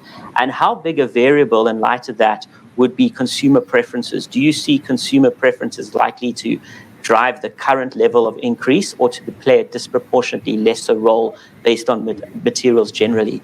I know that I'm trying to get in as much content as possible. Thanks to those, we're doing another round of questions, taking us through to the top of the hour, 11 o'clock here, 4 p.m. in Kinshasa. So Louis, I'll afford you the floor to take on that first question, and Cassandra and Ken right after. Thanks. Yeah, thank you very much. Before I answer the question, we need to understand one thing in our industry. We're talking of all these metals, nickel, cobalt, copper, lithium, and others. For these metals to make the way to these giga factories, to start producing batteries and electric vehicles, etc., one needs to start at the starting point, which is exploration. That's the beginning of the cycle. One has to go to unknown jurisdictions and put dollars to the ground, put boots on the ground, get the best geologists possible, and look for this deposit, which later on will be turned into successful mining operations. So the starting point in terms of policies is how do we attract exploration dollars? You look at today's exploration worldwide, we're talking of between $8 and $10 billion basket, and Africa attracts less than 5% of these exploration dollars. This in itself is a problem. That means we're not having policies good enough to attract these investments. We have to start looking at how do we make geological information available, accessible in a very open way and transparent way. How do we award permits for exploration? How do we encourage exploration companies to come and feel safe into our jurisdiction? So it's again what I alluded to during my presentation: transparency and certainty of a regulatory framework when it comes to attracting exploration dollars to the ground. That is a very key policy that needs to be in place. And of course, you need political stability. This is a no-brainer. I mean, if you talk to many investors, prospective investors coming to jurisdictions like DRC, they always tend to sort of be hesitant when it comes to investing in Congo because of perceived political uncertainty, perceived uncertainty of regulatory framework, corruption, and others. I say to most of them, you have to look at things both ways, because I do believe that when you decide to go, if you want to kill an elephant, you go to elephant country, okay? And the decision to get into elephant country is a binary decision. You either in or you're not. And if you're in, well, you buckle up because you're in for the long haul. You do your homework, you understand how the business works, and most importantly, you build a very robust business model. The real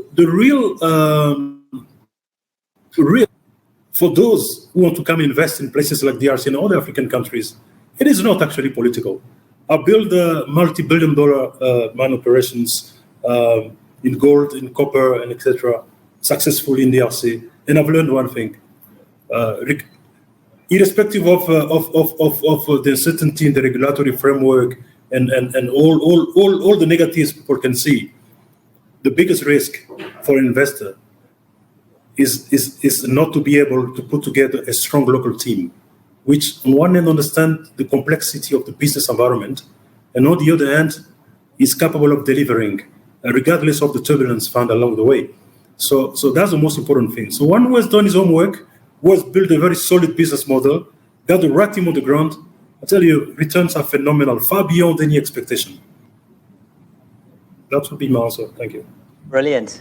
Thank you very, very much, Louis. I'm looking at some of the comments coming in. One of them, some good insights with the Fraser Institute Annual Mining Index. We know we've got the African Development Bank addressing us on day 3, but one of the comments there was also that there were some significant improvements that were happening just before COVID hit on some of those regulatory issues. Of course, it's market dependent, but thank you very much for those insights, eliciting a number of responses across the board. Coming to Hatch, in your perspective, Cassandra, where you've been able to address issues of what would have been lost opportunities, any sort of success stories you'd like to highlight, and maybe what those lessons meant for what we're discussing today on copper?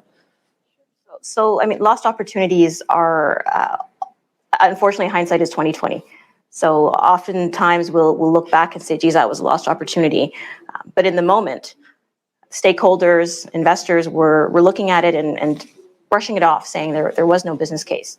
And from our view, often that happens because, to quote from Louis, but also from Hatch's founder, we didn't do enough homework. We didn't do our homework. So exploration absolutely is critical. Exploration and also having enough sample material to characterize, to do the test work in order to justify continued process development.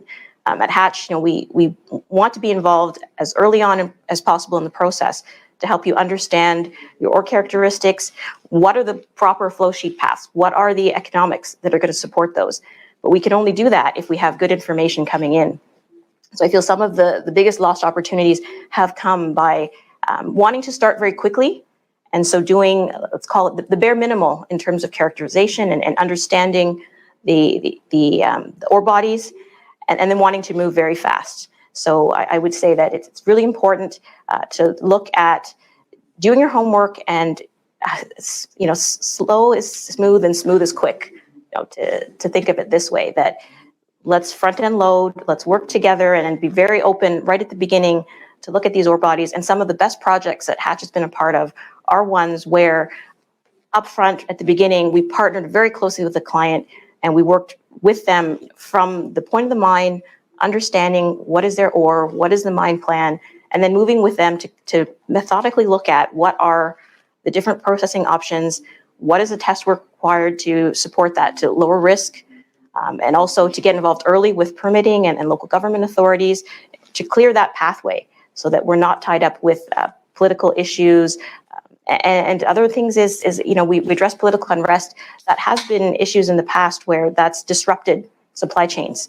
Unexpected political issues that have forced producers to shut down. So these are things that I think governments and producers need to work together, really focusing in on the local companies and the local people around these operations and make sure that there's good relationships. So I would say for sure that our best projects are the ones where we take care of all of those issues very early on, and we're very transparent and open together with how to deal with that. Thank you so much, Cassandra.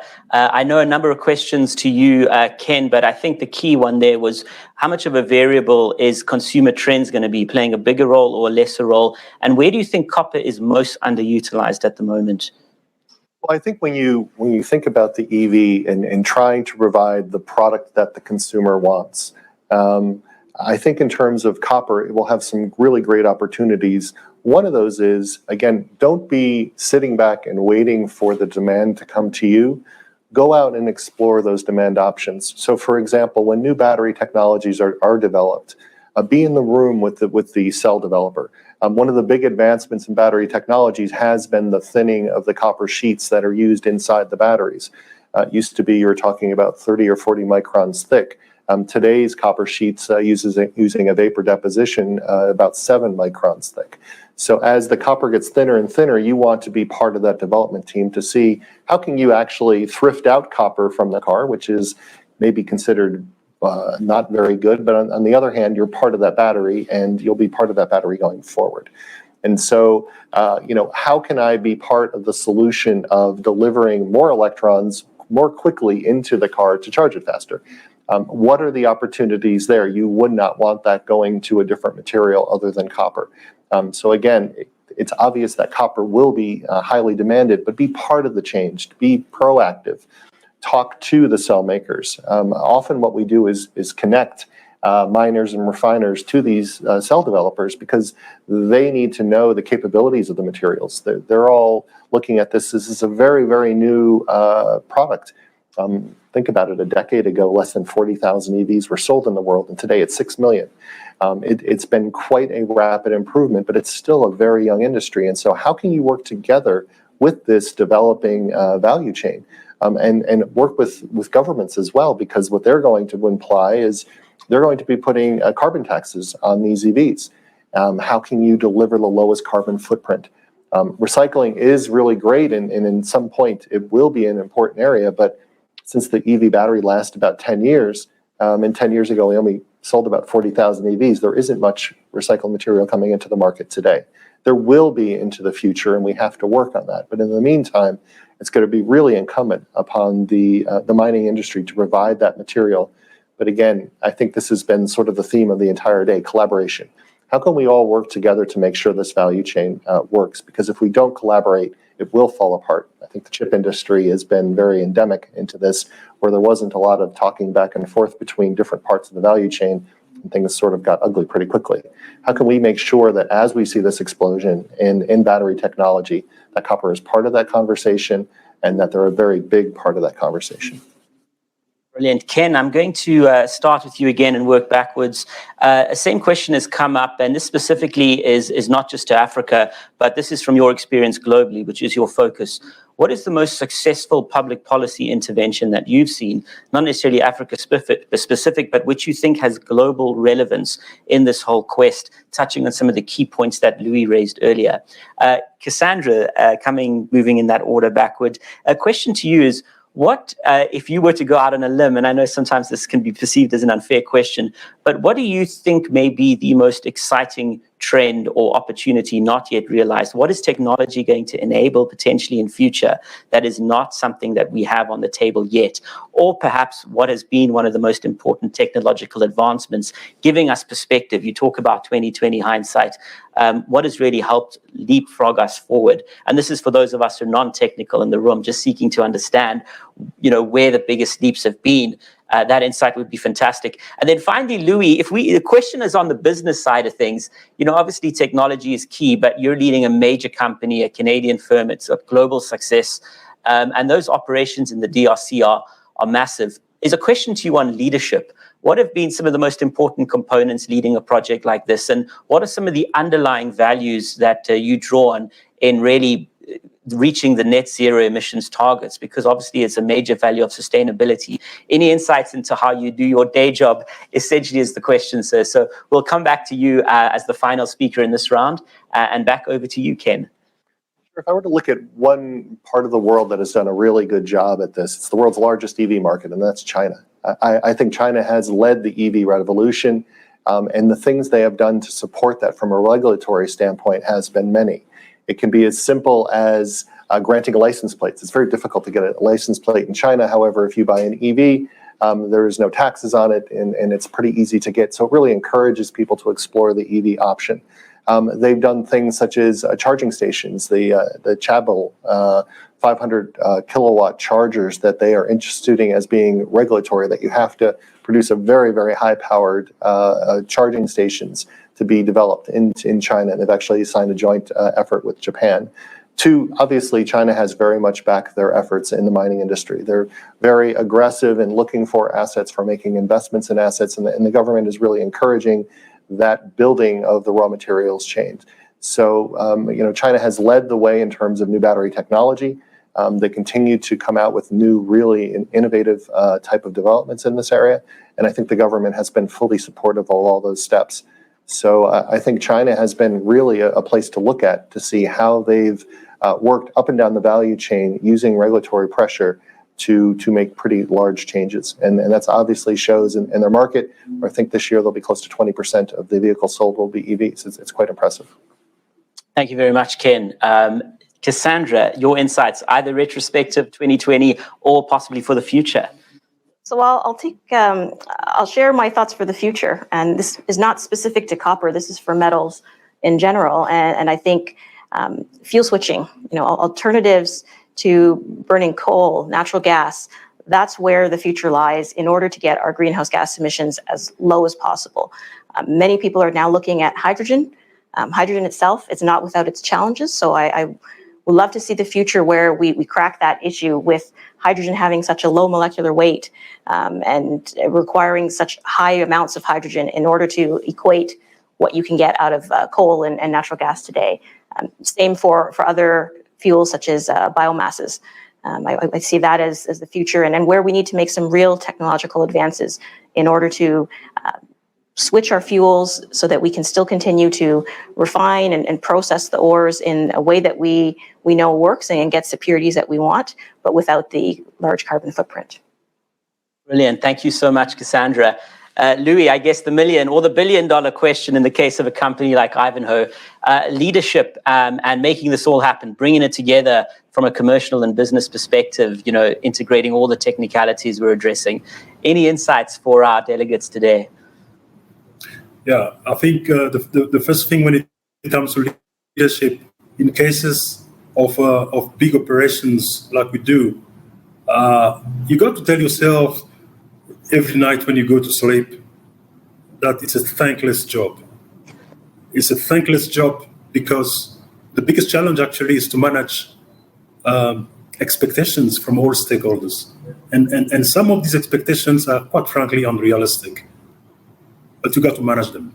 And that goes from everything they want, from better education to better health, primary health care, to better environment, to all kind of expectations one needs to manage. Now, how do we go about this? You've got to steer a real and frank and open dialogue, a debate in the tripartite between government, you as a mining operator, and the local community or the civil society. And in the tripartite, each party needs to understand that they don't only have rights, they also have obligation. The state or the government needs to be reminded that they have the obligation to create this environment to attract capital and technology and ensure peace and stability.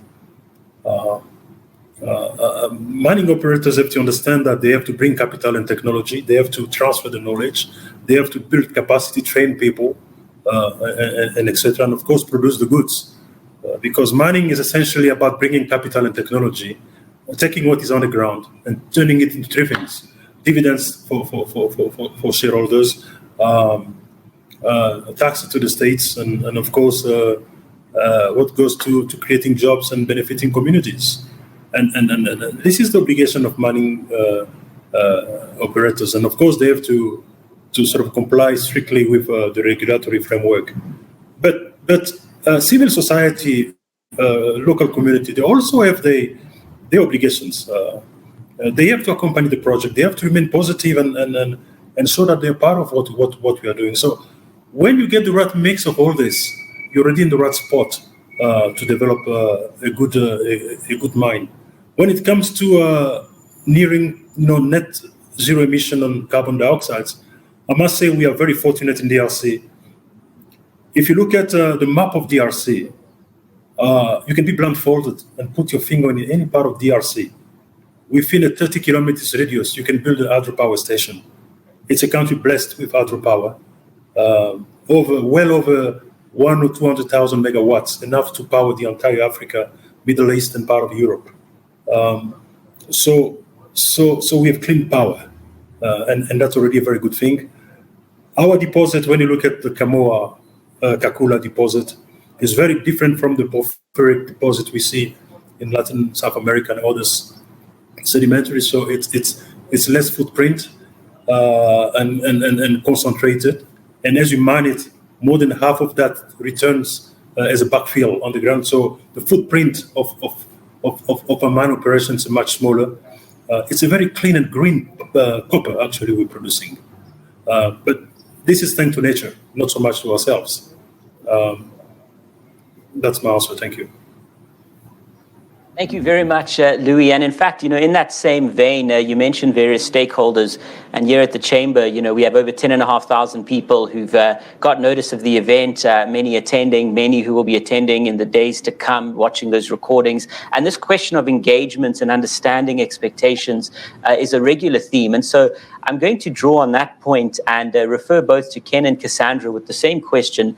And that goes to any insights into stakeholder management. And that's in the broadest definition, be it working with communities, be it with a firm working as a client, with a main company. What are some of the expectations that you think are important up front? And can you refer to examples, for example, in China, anything in terms of government and the private sector, those expectations? So if you have any particular thoughts on that, Ken, I'd love to kick off with you. And anything you wish to add, Cassandra, do feel free to chime in. Well, ESG is sort of the term that has exploded onto consciousness over the last few years, and it is something very real. You do need the license to operate the mine. You do need to engage with local communities. You do need to understand what your carbon footprint is, what your water footprint is. And I think the mining industry often gets short shrift because there's been plenty of examples where industry has worked together with the local community to ensure that that the mines are properly being managed. However, if they are not, trust me, there's going to be a YouTube or an Instagram video of something going wrong. And so, ESG is not only something just to be talked about, it is something very real and something that can, those who don't take it wisely, it will come back to haunt you. And so, you have to be very meticulous the way you plan these mines. You need to have the stakeholders together. You've seen many examples recently in the US where a new mine was planned. They forgot to tell the local authorities what was going on, and this caused some very major embarrassment and some problems. And so, having those local stakeholders involved from the very beginning, having them understand exactly what the mine is and what a mine is not. What are you doing to mitigate? Can there be some win-wins? I've seen a number of examples of, so if, for example, if you want an ESG neutral mine, you want to put in, say, solar panels because sun is abundant, or hydro, and you want to build this. Could we share some of the power with the local community? It's often something that you've seen, the ability to sort of engage that local community and tell them that this mine is just, we're not taking something away, but we're giving something back. We're giving employment, maybe we're giving power, we're giving understanding and technical training.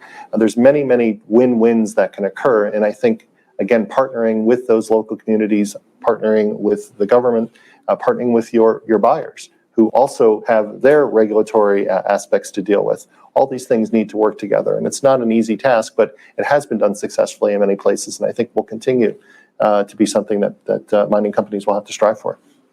Thank you very much.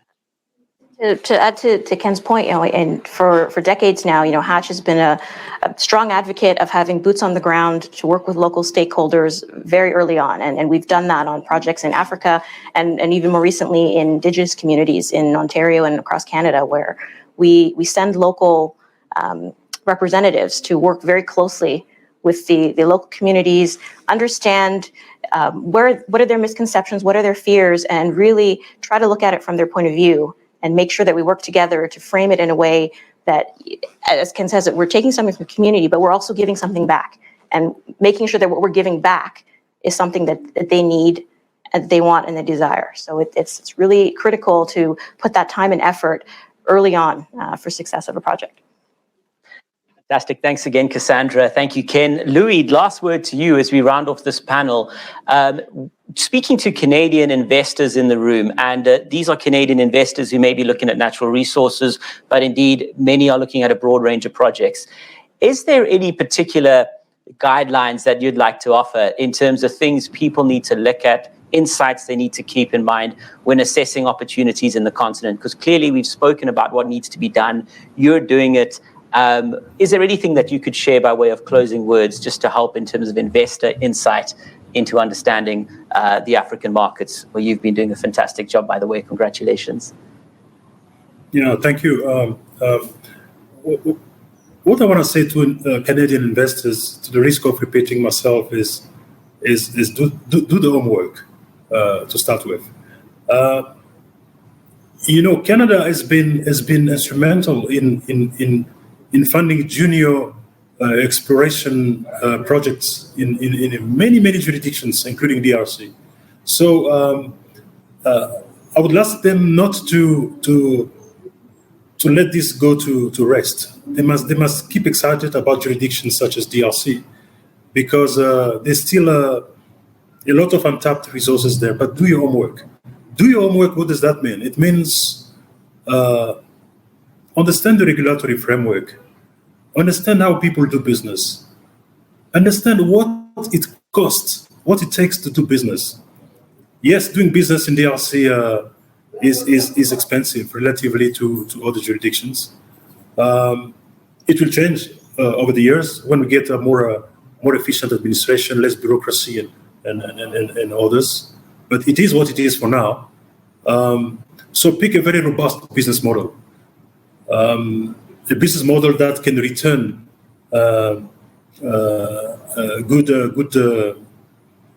good benefits to yourself financially, regardless of the high cost of doing business. It's exact, and remember one thing: mine cycles are very long. They go in 5, 10, 15, 20 years, and man lives can extend up to 50 years, even plus. Kamua Kakula, we're talking about nearly 100 years. So we'll mine there till kingdom comes. Now, just imagine the number of political will you'll have to survive, because every 5 years or so, there are elections. So be mindful of all that. That should not turn you off. It must just push you to focus more on doing your homework. And the image I'd like to leave with them is when you get on a plane, on an aircraft, and on takeoff, the captain says, well, keep your seatbelt fastened because we will hit turbulence. That does not, it's going to get bumpy for sure, but it's not going to crash for 2 reasons. Because there are robust engines, and also the pilot in the cockpit knows what he's doing. The pilot in the cockpit is the local team I mentioned earlier on. They have a solid local team who has the capability to deliver on a business plan regardless of the turbulence. And the robust engines is basically your business plan. Make it robust enough to survive the storms, the high and lows of the tax regime, killing the commodity prices that get at times bearish. If you do all this homework, I can only tell you one thing: the returns are far beyond your wildest expectations when you come invest in DRC. That would be my advice to Canadian investors. Thank you so much, Cassandra Lee, Ken Hoffman. An absolute pleasure having each one of you with us today. And congratulations on the successes and best wishes going forward. Ladies and gentlemen, dignitaries and delegates, it is my great honor to close this particular panel. And in just a couple of minutes here on day one of Africa Accelerating, we're going into panel 2 of Connecting the Continent as we explore the key infrastructure requirements and the massive opportunities as we work toward a single African market. We'll be back at the top of the hour. See you at 11 o'clock across Toronto and Ottawa, and top of the hour as well, wherever you may be on the continent or you're in North America. See you in a moment.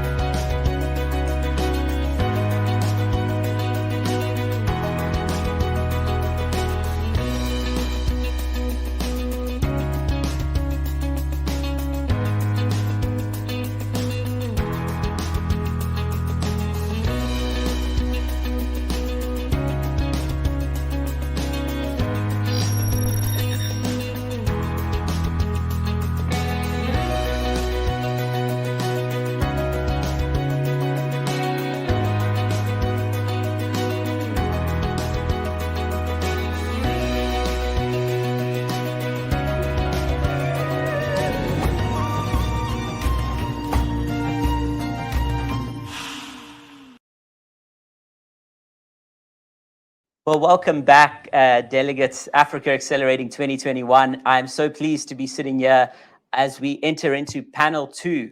And joining us virtually, we have Mr. Yosankiza from Rwanda, playing an important leadership role there, Director of Operations at the Private Sector Federation. Of course, a star country on the global stage, economic performance has been brilliant.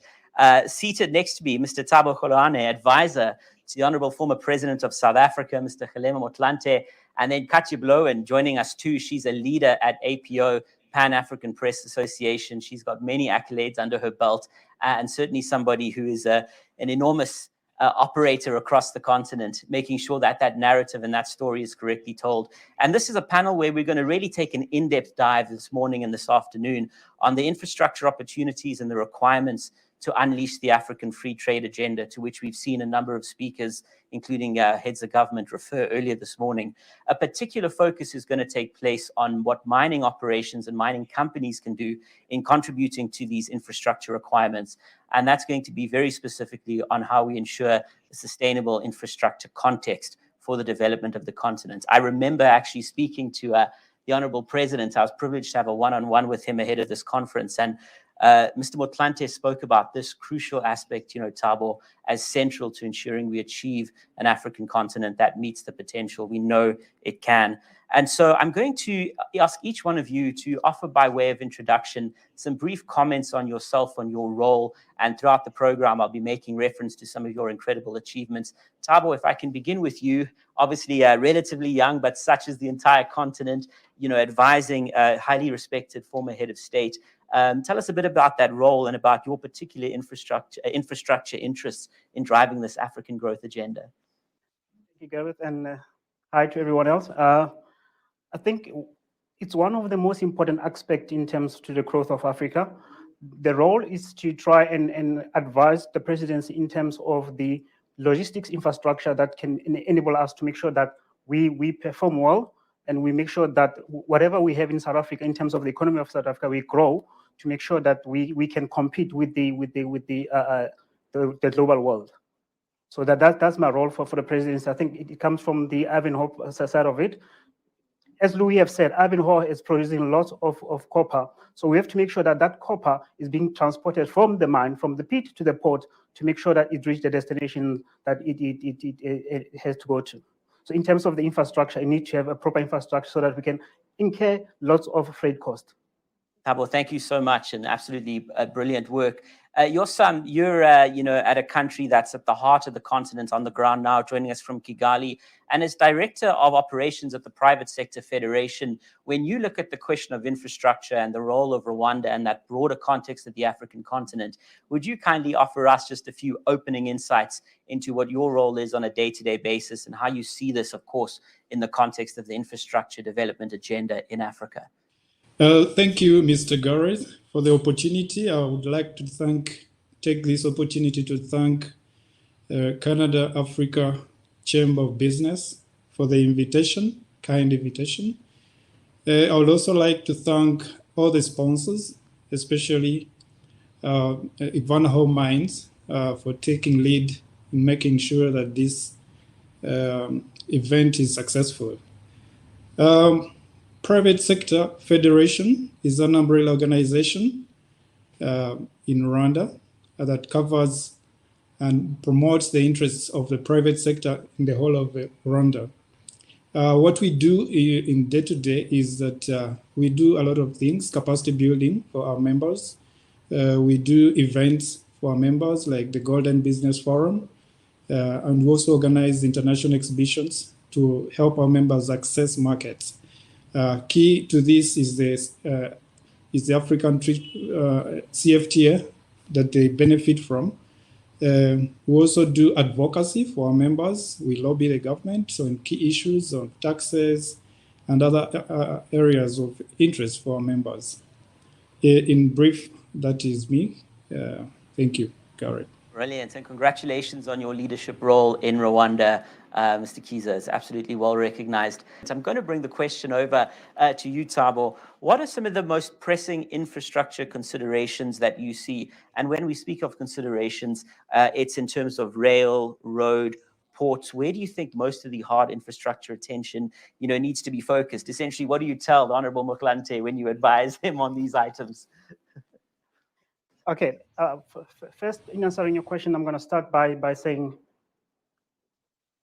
before COVID, Africa was one of the most growing in terms of urbanization. And what that means is that we need to start at home.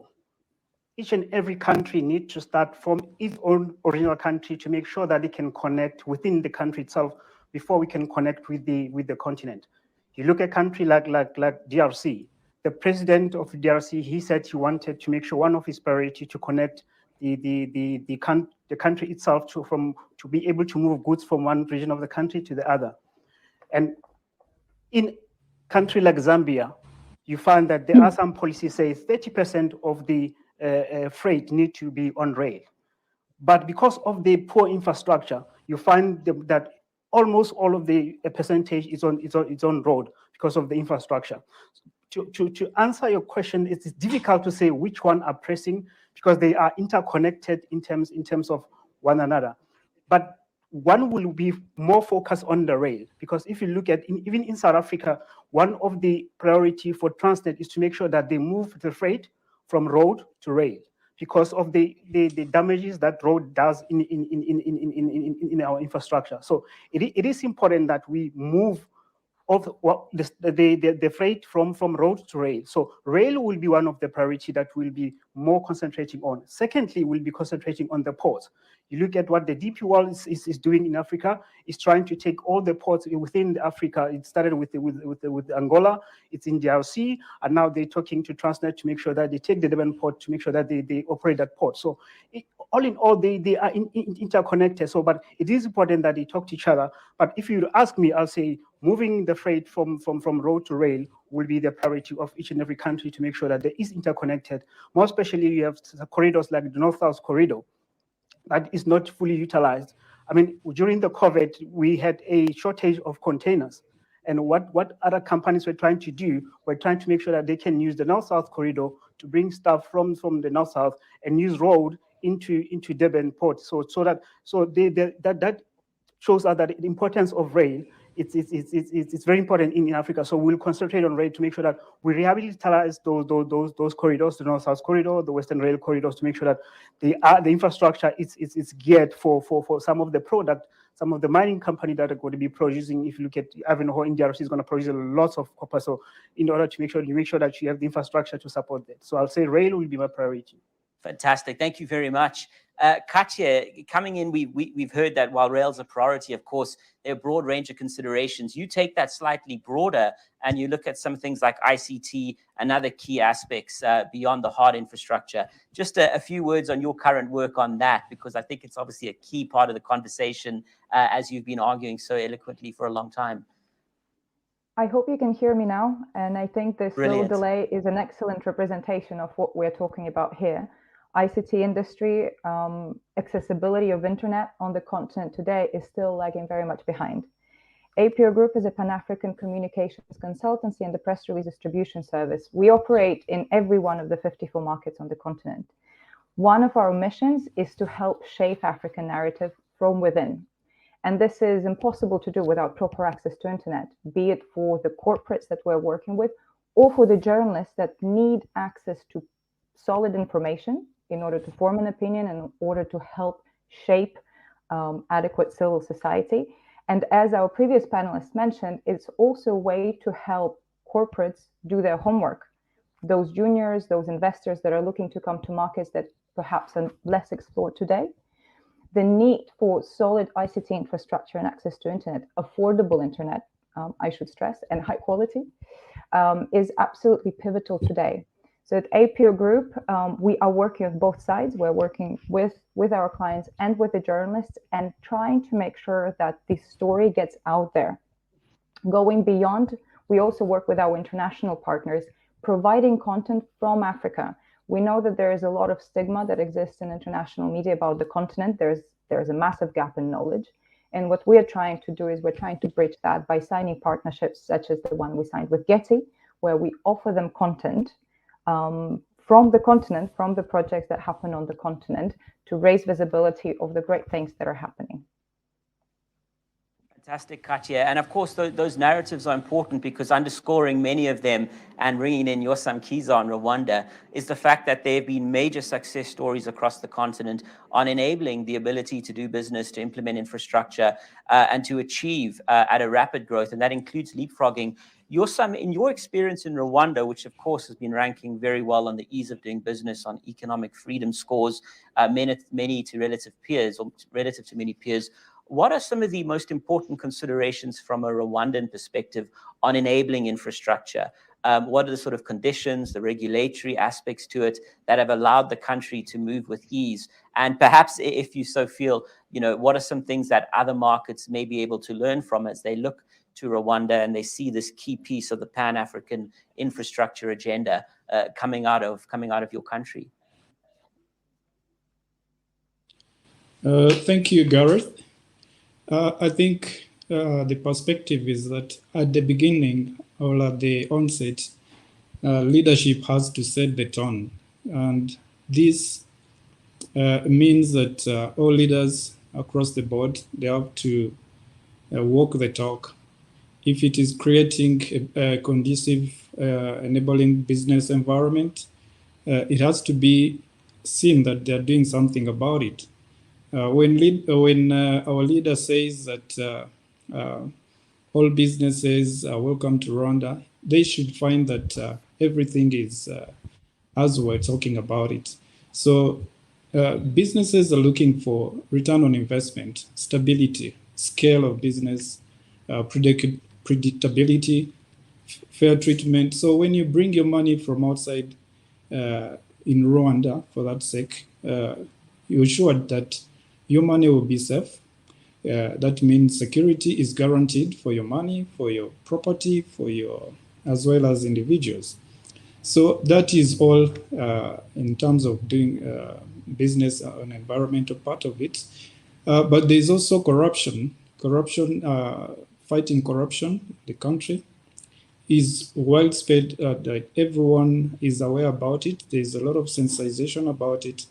And not only that, we also use technology in trying to de-risk or delimit access to for clients going to government offices so that they can access services. So everything is digitalized in terms of service delivery to the citizens and as well as the businesses.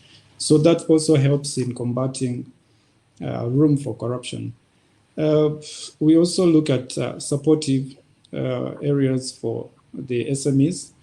In Rwanda, we do support. We do have a lot of, especially many organizations that support SMEs. Currently, due to the pandemic, you've seen that most businesses, especially SMEs, were hit. We have a government fund that helps the SMEs put up their feet and get back on the road to recovery. If you're looking at also in terms of taxes, we need to fast track the customs union on the African continent. Looking at what we've done in the East African community, I think most of the trade is really going on well. And I think it would be a very good example for the African continent to also look at it critically. You also look at integrated power pools. We need to integrate the infrastructure in terms of electricity. We have North, Central, East Africa, Southern Africa, and West Africa. So we need to pull all those resources together so that we have an integrated power pool that will bring the cost of power in Africa down. That will encourage, of course, manufacturing, mining for this sake, and also promote low businesses. If you look at some countries, for example, like Liberia, per kilowatt hour could go as far as $4 per kilowatt hour, whereas in Botswana or South Africa, it is as low as 7 cents. So if you look at all that, it also helps in a way. We also have to look at win-win situations. We shouldn't look at the big businesses or the big countries taking all the big cakes. Also, the small countries like Rwanda should also benefit in this CFTA. So we need to look at it critically and see how everyone wins. If you're selling, if you're importing rice from Tanzania or from anywhere else in Africa, Rwanda should also be able to export to those markets. So that kind of freedom, because, for example, right now, everyone in Africa can travel to Rwanda and get the visa on arrival. Some countries actually don't even need visa to come to Rwanda. That's a big plus in terms of connectivity of the country and also to the African continent. In terms of ICT development, we have, of course, a lot of progress has been made in terms of ICT. So we're looking at 96% of the country is all already under fiber optic network. We're also looking at so many developments in terms of cashless economy, where 11 million out of 12 million, that's a big number as well, are using mobile money for transacting in terms of payments and all that, financial transactions. We're also looking at having access to government services. 98 of all government services in terms of payment to like taxes, bills, electricity, water bills, and any documentation that you may require from government, you'll sit at your home or in the office and access all those facilities at the tip of your computer or your phone, and you get all those payments done electronically. At the continental level, in terms of business, we need to create big business club at a continental level that will engage the AU leadership on matters of interest for the private sector. If you look at what we're doing at PSF, Rwanda, we have what we call the Golden Business Forum.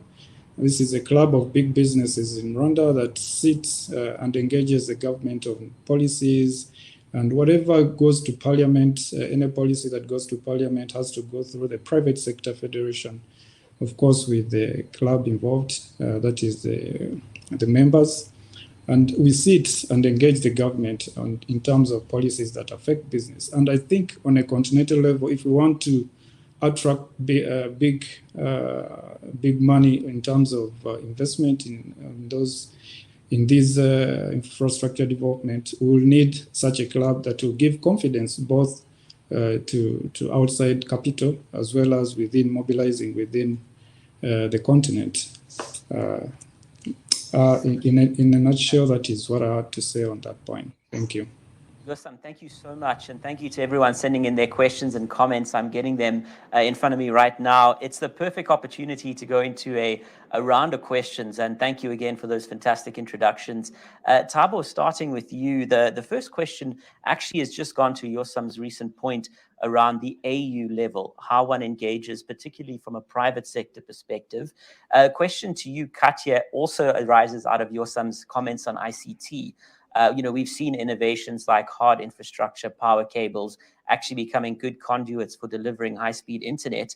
And many argue internet should be considered as vital as a basic commodity like water. There's no participating in the global economy without reliable internet.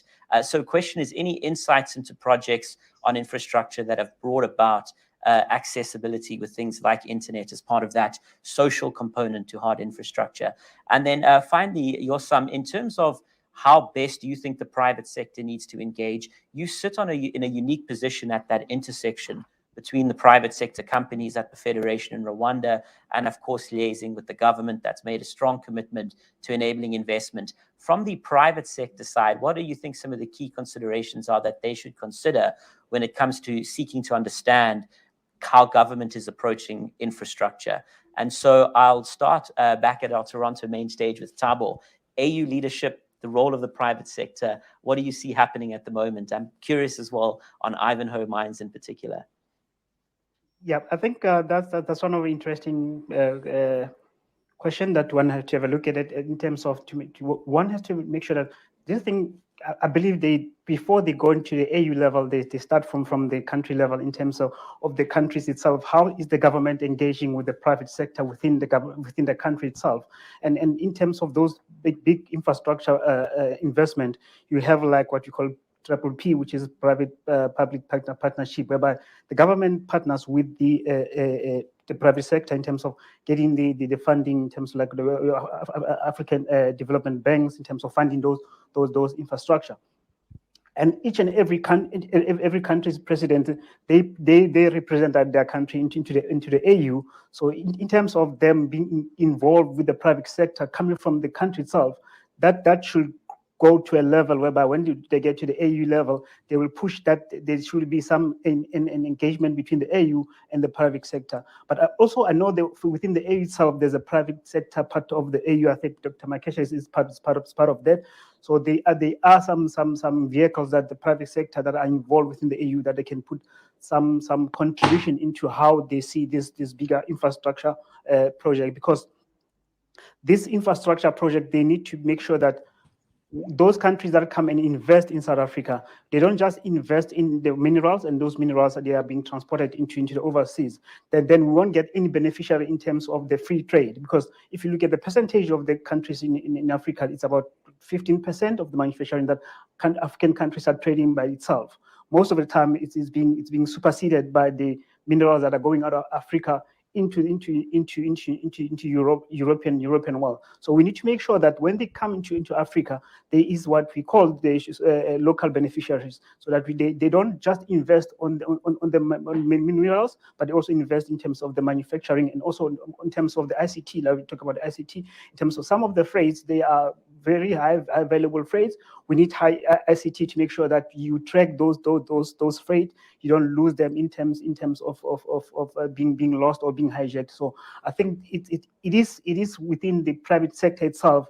They need to make sure that they engage with the government from where they come from, that will enable that from the continental part of it, so that it becomes a synergy that comes from the country itself. It's not something that we force from a high level, comes from ground, then it goes up.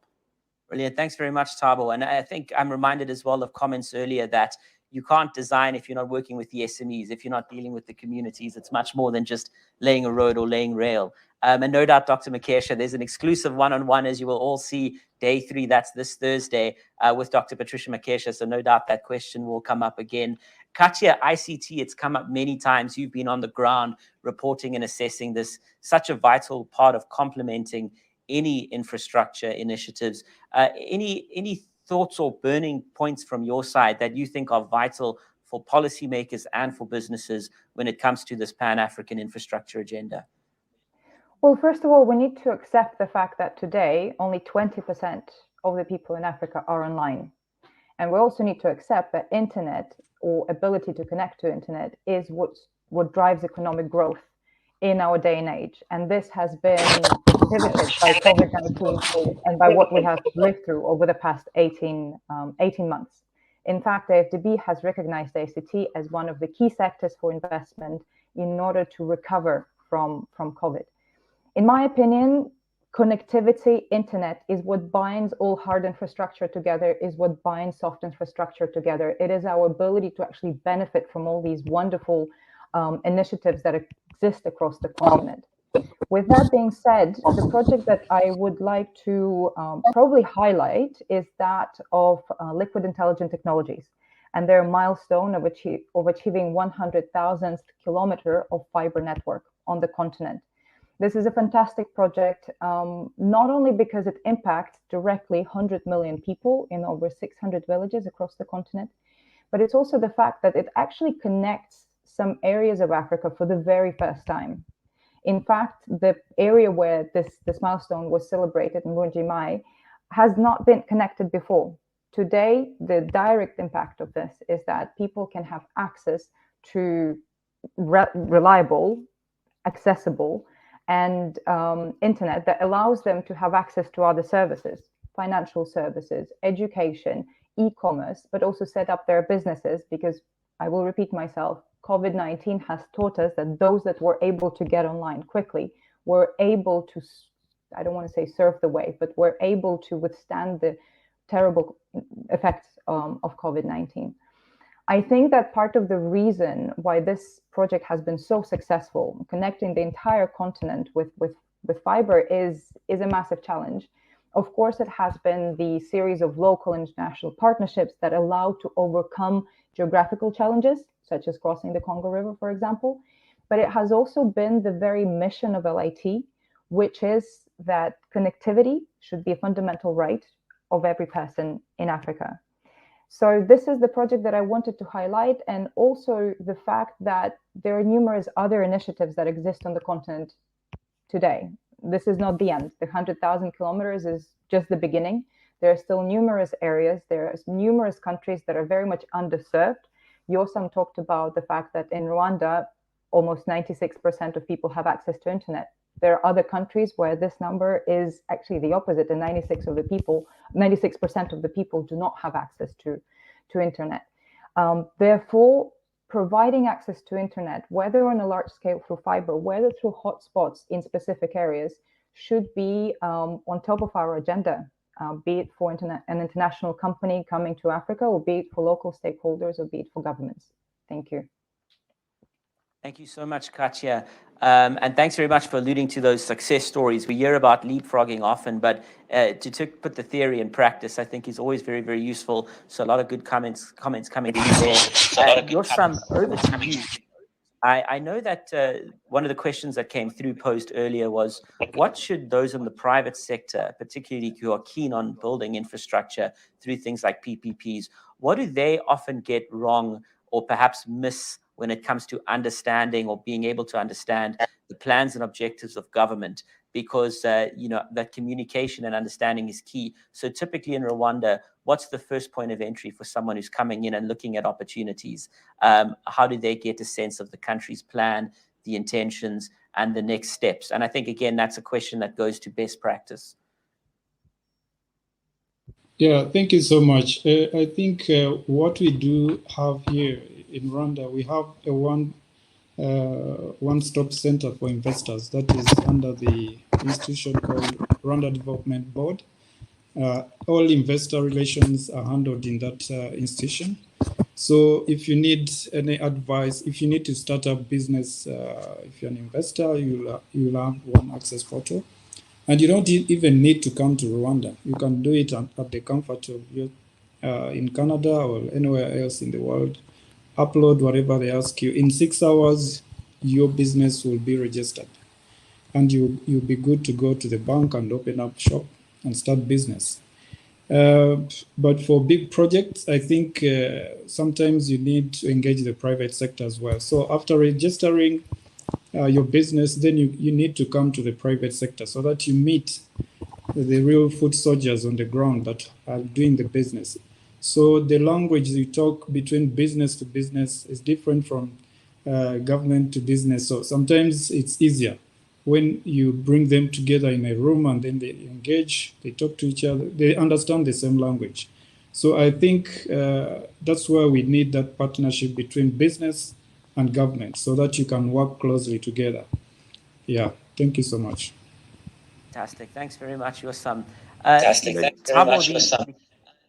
The key question around the private sector, of course, Canada has played some major roles. We think of Bombardier in South Africa with high-speed rail.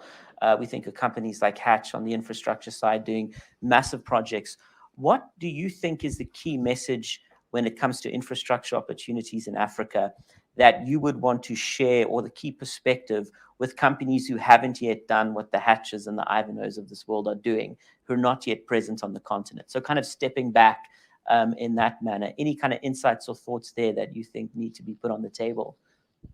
I think one of the things that probably we have to look in, like I said, before COVID, Africa was one of the continents that's growing in terms of urbanization. So in terms of that, so the guys who are going to come to Africa, it's one of these most developing country in terms of the infrastructure. So if you want to invest your money, we say Africa, it's one of the best countries you can come and invest in terms more especially in infrastructure, not just on the rail infrastructure. You're talking about the power infrastructure. We're talking about the ICT, which is one of the most needed thing that will be, because everything will be, there's now mobility. We have to be mobile. So one of the consideration that we have to have a look at is we need to speak to our country counterparts in terms of stabilizing the economy of our country, in terms of stabilization, the security within Africa itself. I think it's one of the concerns that guys want to come to invest in Africa is in terms of the stabilization, in terms of the riots, or in terms of the coups that are happening in Africa. So we need to make sure that we minimize that. But looking at some of the growing countries like DRC, whereby there's lots of big mines that are growing there in terms of the copper, in terms of South Africa, in terms of some of the Ivan Place mine that are growing. So it's one of those considerations in terms of the mineral resources. It's one of the countries that will be needing more of infrastructure to make sure that those can transport them to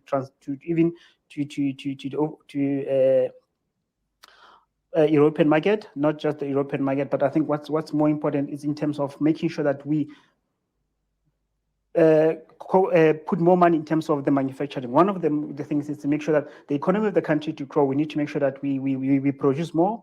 We have industrialists, we produce more industrialists in terms of that. So those countries, they must come there and invest in more manufacturing than the rail infrastructure or than the logistics infrastructure, which I think manufacturing is one of the things that we need to make sure that we pay more concentration on.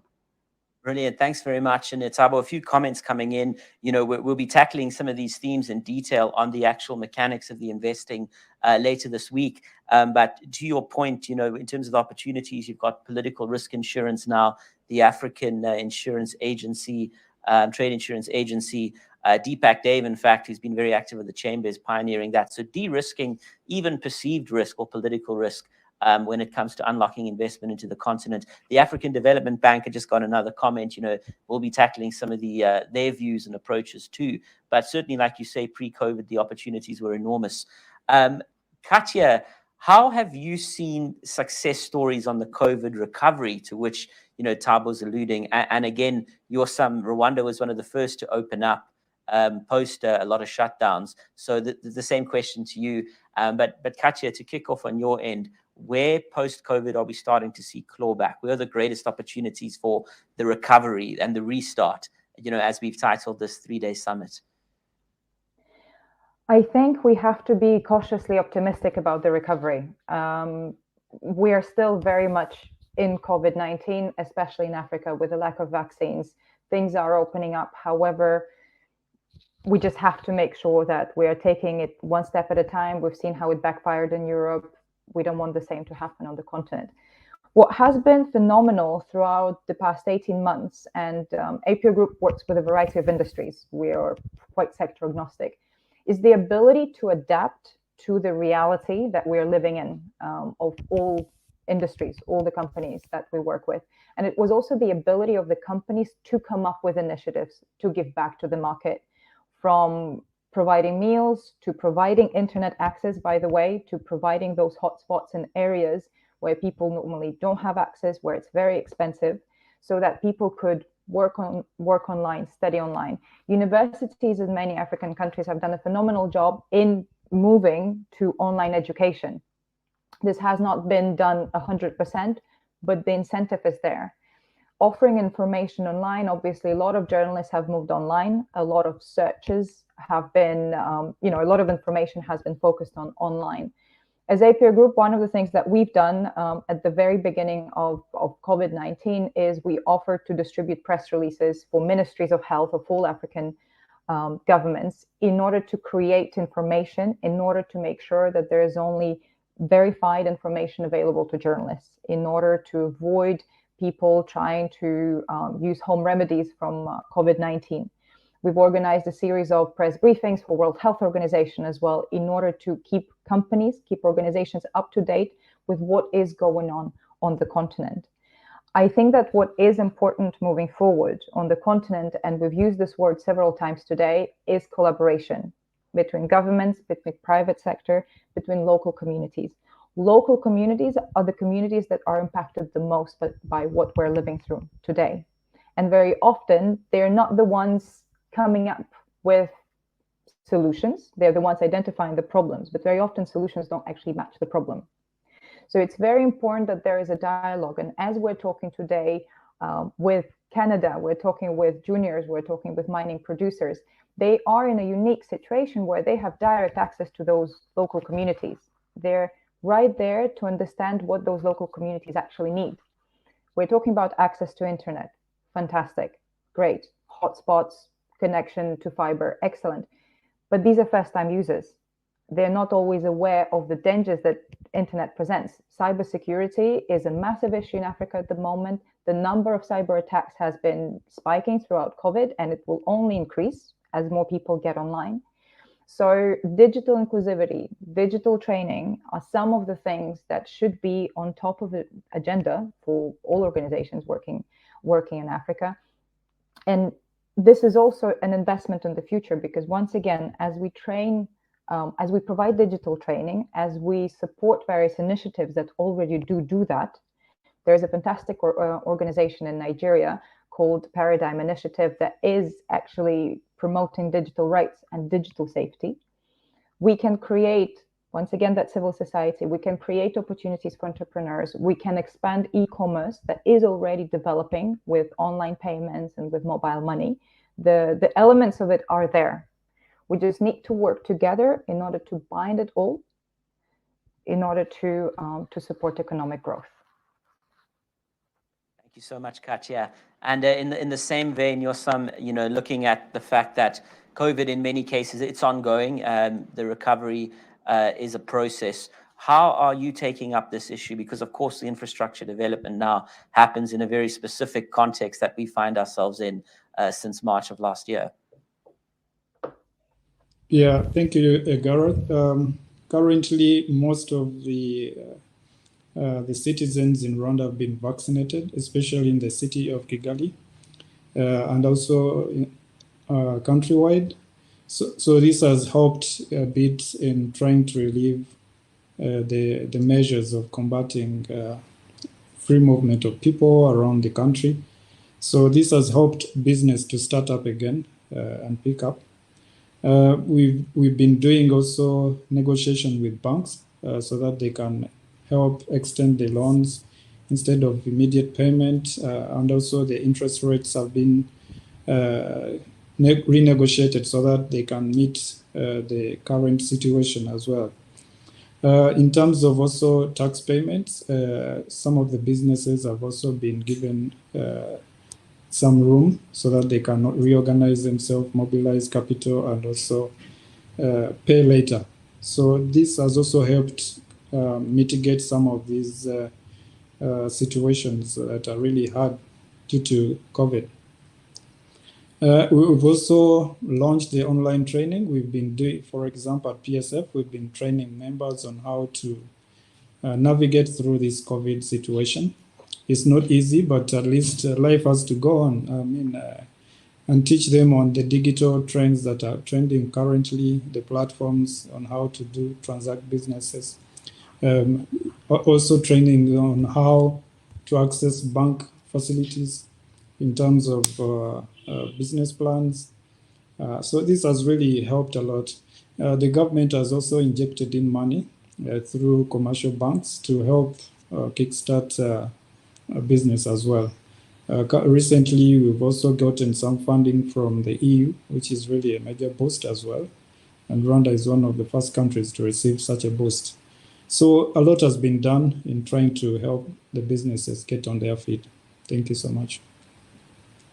Thank you very much, Yosam. And thank you as well to each of our panelists today, Mr. Thabo Kgoloane, Mr. Yosam Kiza, Ms. Katya Blowen, for your commitment and for your insights into various aspects of this very important subject.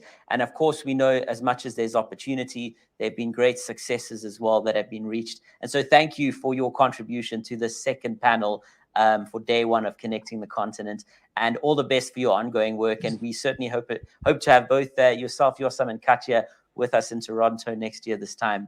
Thank you once again. And Thabo, very pleased that you'll be with us for the remainder of this week. And thank you for what you're doing, and of course for the ongoing advisory work to the former president, among others. You have a private sector background, so certainly it's grounded in the school of hard knocks, as some would say, in delivering what you speak about.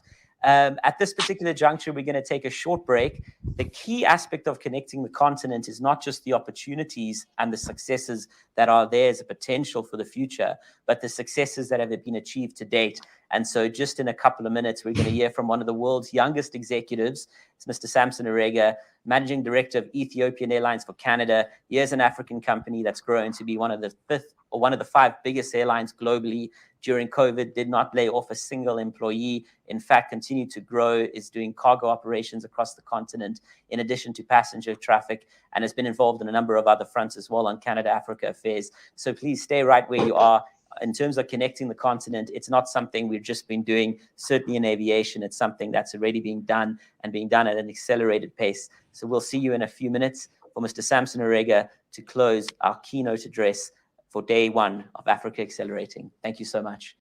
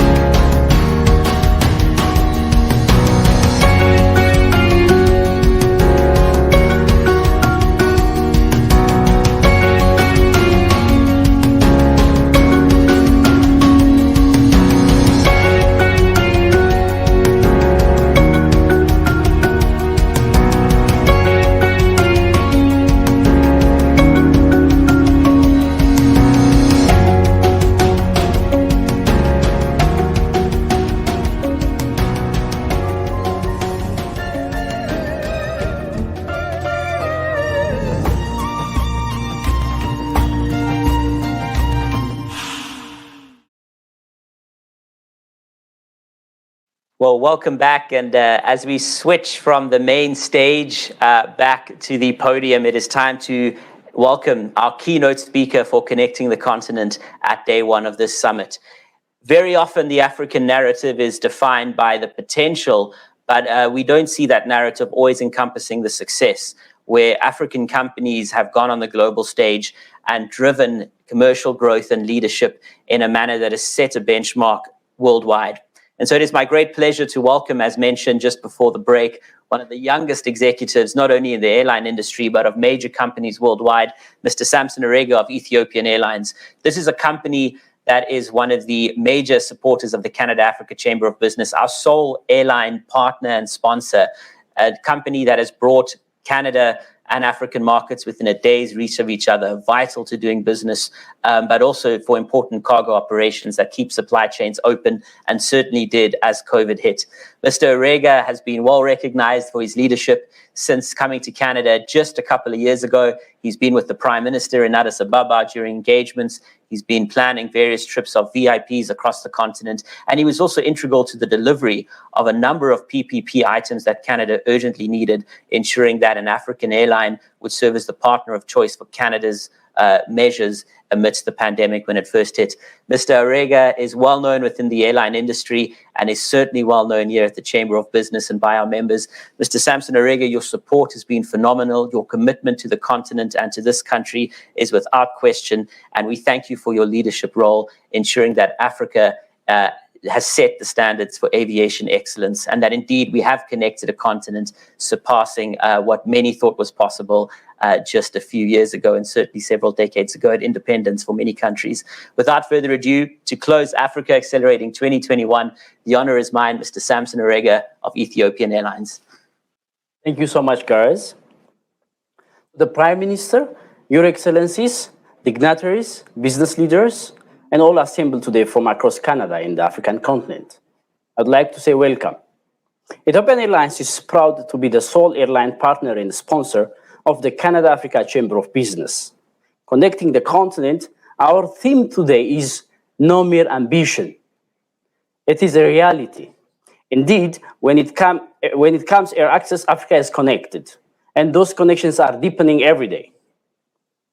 Ethiopian Airlines is the sole airline connecting Canada directly to the African continent and onward to over 120 destinations from Africa's capital of Addis Ababa. Africa's development in trade is driven by Ethiopia's cargo capacity. So significant is the success that during the COVID-19 pandemic, cargo revenues ensured the airline remained profitable. Ethiopian Airlines did not lay off or furlough a single full-time employee and never sold a bailout. We are very proud to abide by conditions of a free and open market economy, always ready to compete fairly on a global stage. Ethiopia's accomplishments reflect Africa's potential. The region can be the world's biggest free trade zone by area, with a potential market of 1.2 billion people and a combined gross domestic product of 2.5 trillion by 2030. The year-on-year growth of Ethiopian Airlines reflects its ability to not just keep up with Africa's growth potential, but to serve as a key driving force of Africa's development. This is vital, for it is my argument today that the world future is growth. Africa's is the world future growth engine. As Jack Ma, founder of Alibaba, reportedly stated, I quote, "Consider where some parts of Asia were in the 90s. Africa's growth and potential are far beyond it. 5.6 trillion in African business opportunities by 2025, rapidly rising to overtake the Chinese growth story with 30 trillion GDP in Africa by 2050. Is it any wonder the National Post last month ran the following headline? By the way, we are on the same building. I quote, "Forget Asia. Businesses that dare to venture into Africa are poised to reap the rewards," unquote. Before COVID, Africa saw a rise in tourism 7%, making it the second fastest growth market. With more routes from destinations in Canada and elsewhere, in addition to more regular flights, Ethiopian Airlines can also unlock a resurgence in tourism that secures Africa the position of fastest growing market as the world restarts after COVID. Ethiopian Airlines has always been at the forefront in Africa. The first African airline to order Boeing 767 with delivery in 1984, and many more firsts in the African aviation history. After subsequently being named the most profitable airline on the continent, we launched a 15-year strategic growth roadmap titled Vision 2025. Beyond just being best and the biggest in Africa, it aimed to increase passenger volume to 18 million and more than double its fleet to 120 aircrafts and more parameters. Brothers and sisters, things didn't go according to plan in a manner of speaking, for we needed to revise the targets upward to be even more ambitious, reaching 150 aircrafts as we succeeded in most parameters even before 2025. Ethiopian Airlines is now the world's fourth largest airline by the number of countries served, ensuring every market in Africa is within easy reach, with onward connections to every part of the world. We seek first place globally, but we know that will be achieved when we both drive and enable the next chapter in global economics, enabled in the context of a new era of Canada-Africa trade and investment collaboration on both economics and public policy. Canada and its people played a key role in the drafting of the African Continental Free Trade Agreement and can continue in its implementation. Like Canada, Ethiopian Airlines commits to being a partner in Africa's development, succeeding and operating in markets with incredible growth rates, including 6 of the world's 10 fastest growing economies before COVID. All of them were in Africa. We were honored to arrange part of Prime Minister Trudeau's visit to the continent last year to the African Heads of State Summit, and ensures as an African carrier that we delivered much needed COVID-19 resources to Canada. When this great country called on us in Africa in the two-way relationship of equals, that is our Canada-Africa bond. Prime Minister Trudeau, as I noted at the Chambers event in Ethiopia where we first met, we are here to further the trade and investment objectives between the people of Canada and African markets.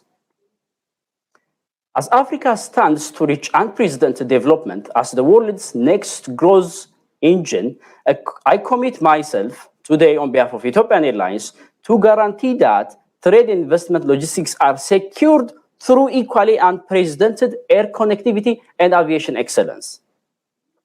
From world leaders in governance and multilateralism to the business leaders from Canada who are our trusted partners driving economic development in Africa, we stand with you. Ethiopian Airlines is a world-class leader and a member of the Star Alliance network that many Canadian business leaders know well. Finally, let us never forget, numbers and profits margin don't lie. We know time is money for businesses. I can stand here today and attest that the African continent and Canada have been brought together in an unprecedented way through Ethiopian Airlines. Ethiopian Airlines has brought people, deals, and businesses all within same-day reach. At the farthest point, Cape Town, you can enjoy lunch at the southernmost tip of Africa, fly out in the mid-afternoon and arrive in Toronto the next morning in time for breakfast. No longer is the perception of long-haul travel an issue for even the farthest destinations. A new era that some thought impossible is now a reality, and one of that is even more dynamic month on month. We have been the best airline in Africa 2021, and for the fourth consecutive year, with the top African performance for business class, economy class, and best cabin crew. Ethiopian sets global benchmarks from within Africa to which its peers worldwide aspires. The Skytrax 2021 World Airline Awards named Ethiopian Airlines as the #1 airline in Africa, based on over 13 million surveys collected over 23 months, combining normal travel and pandemic travel. Based on the track record of success, Ethiopian Airlines is not only the best in Africa, as has been said, we are globally connecting the world to Africa, a continent that is the global growth engine of tomorrow, being built with visionary business leaders on the ground today. So when we speak of Africa as a leader and growth engine, it's no mere ambition, ladies and gentlemen. It's in full swing. Together, the Canada-Africa agenda convened by this esteemed Chamber of Business will unlock unprecedented prosperity for the nations of Africa and the great people of Canada. May God bless Canada, Africa, and all their children. Forward we go. Thank you so much. Mr. Samson Arega, inspiring as always. Thank you so much for your commitment and for your remarks. And indeed, we have a template. I see so many nodding in the audience here live for what success looks like.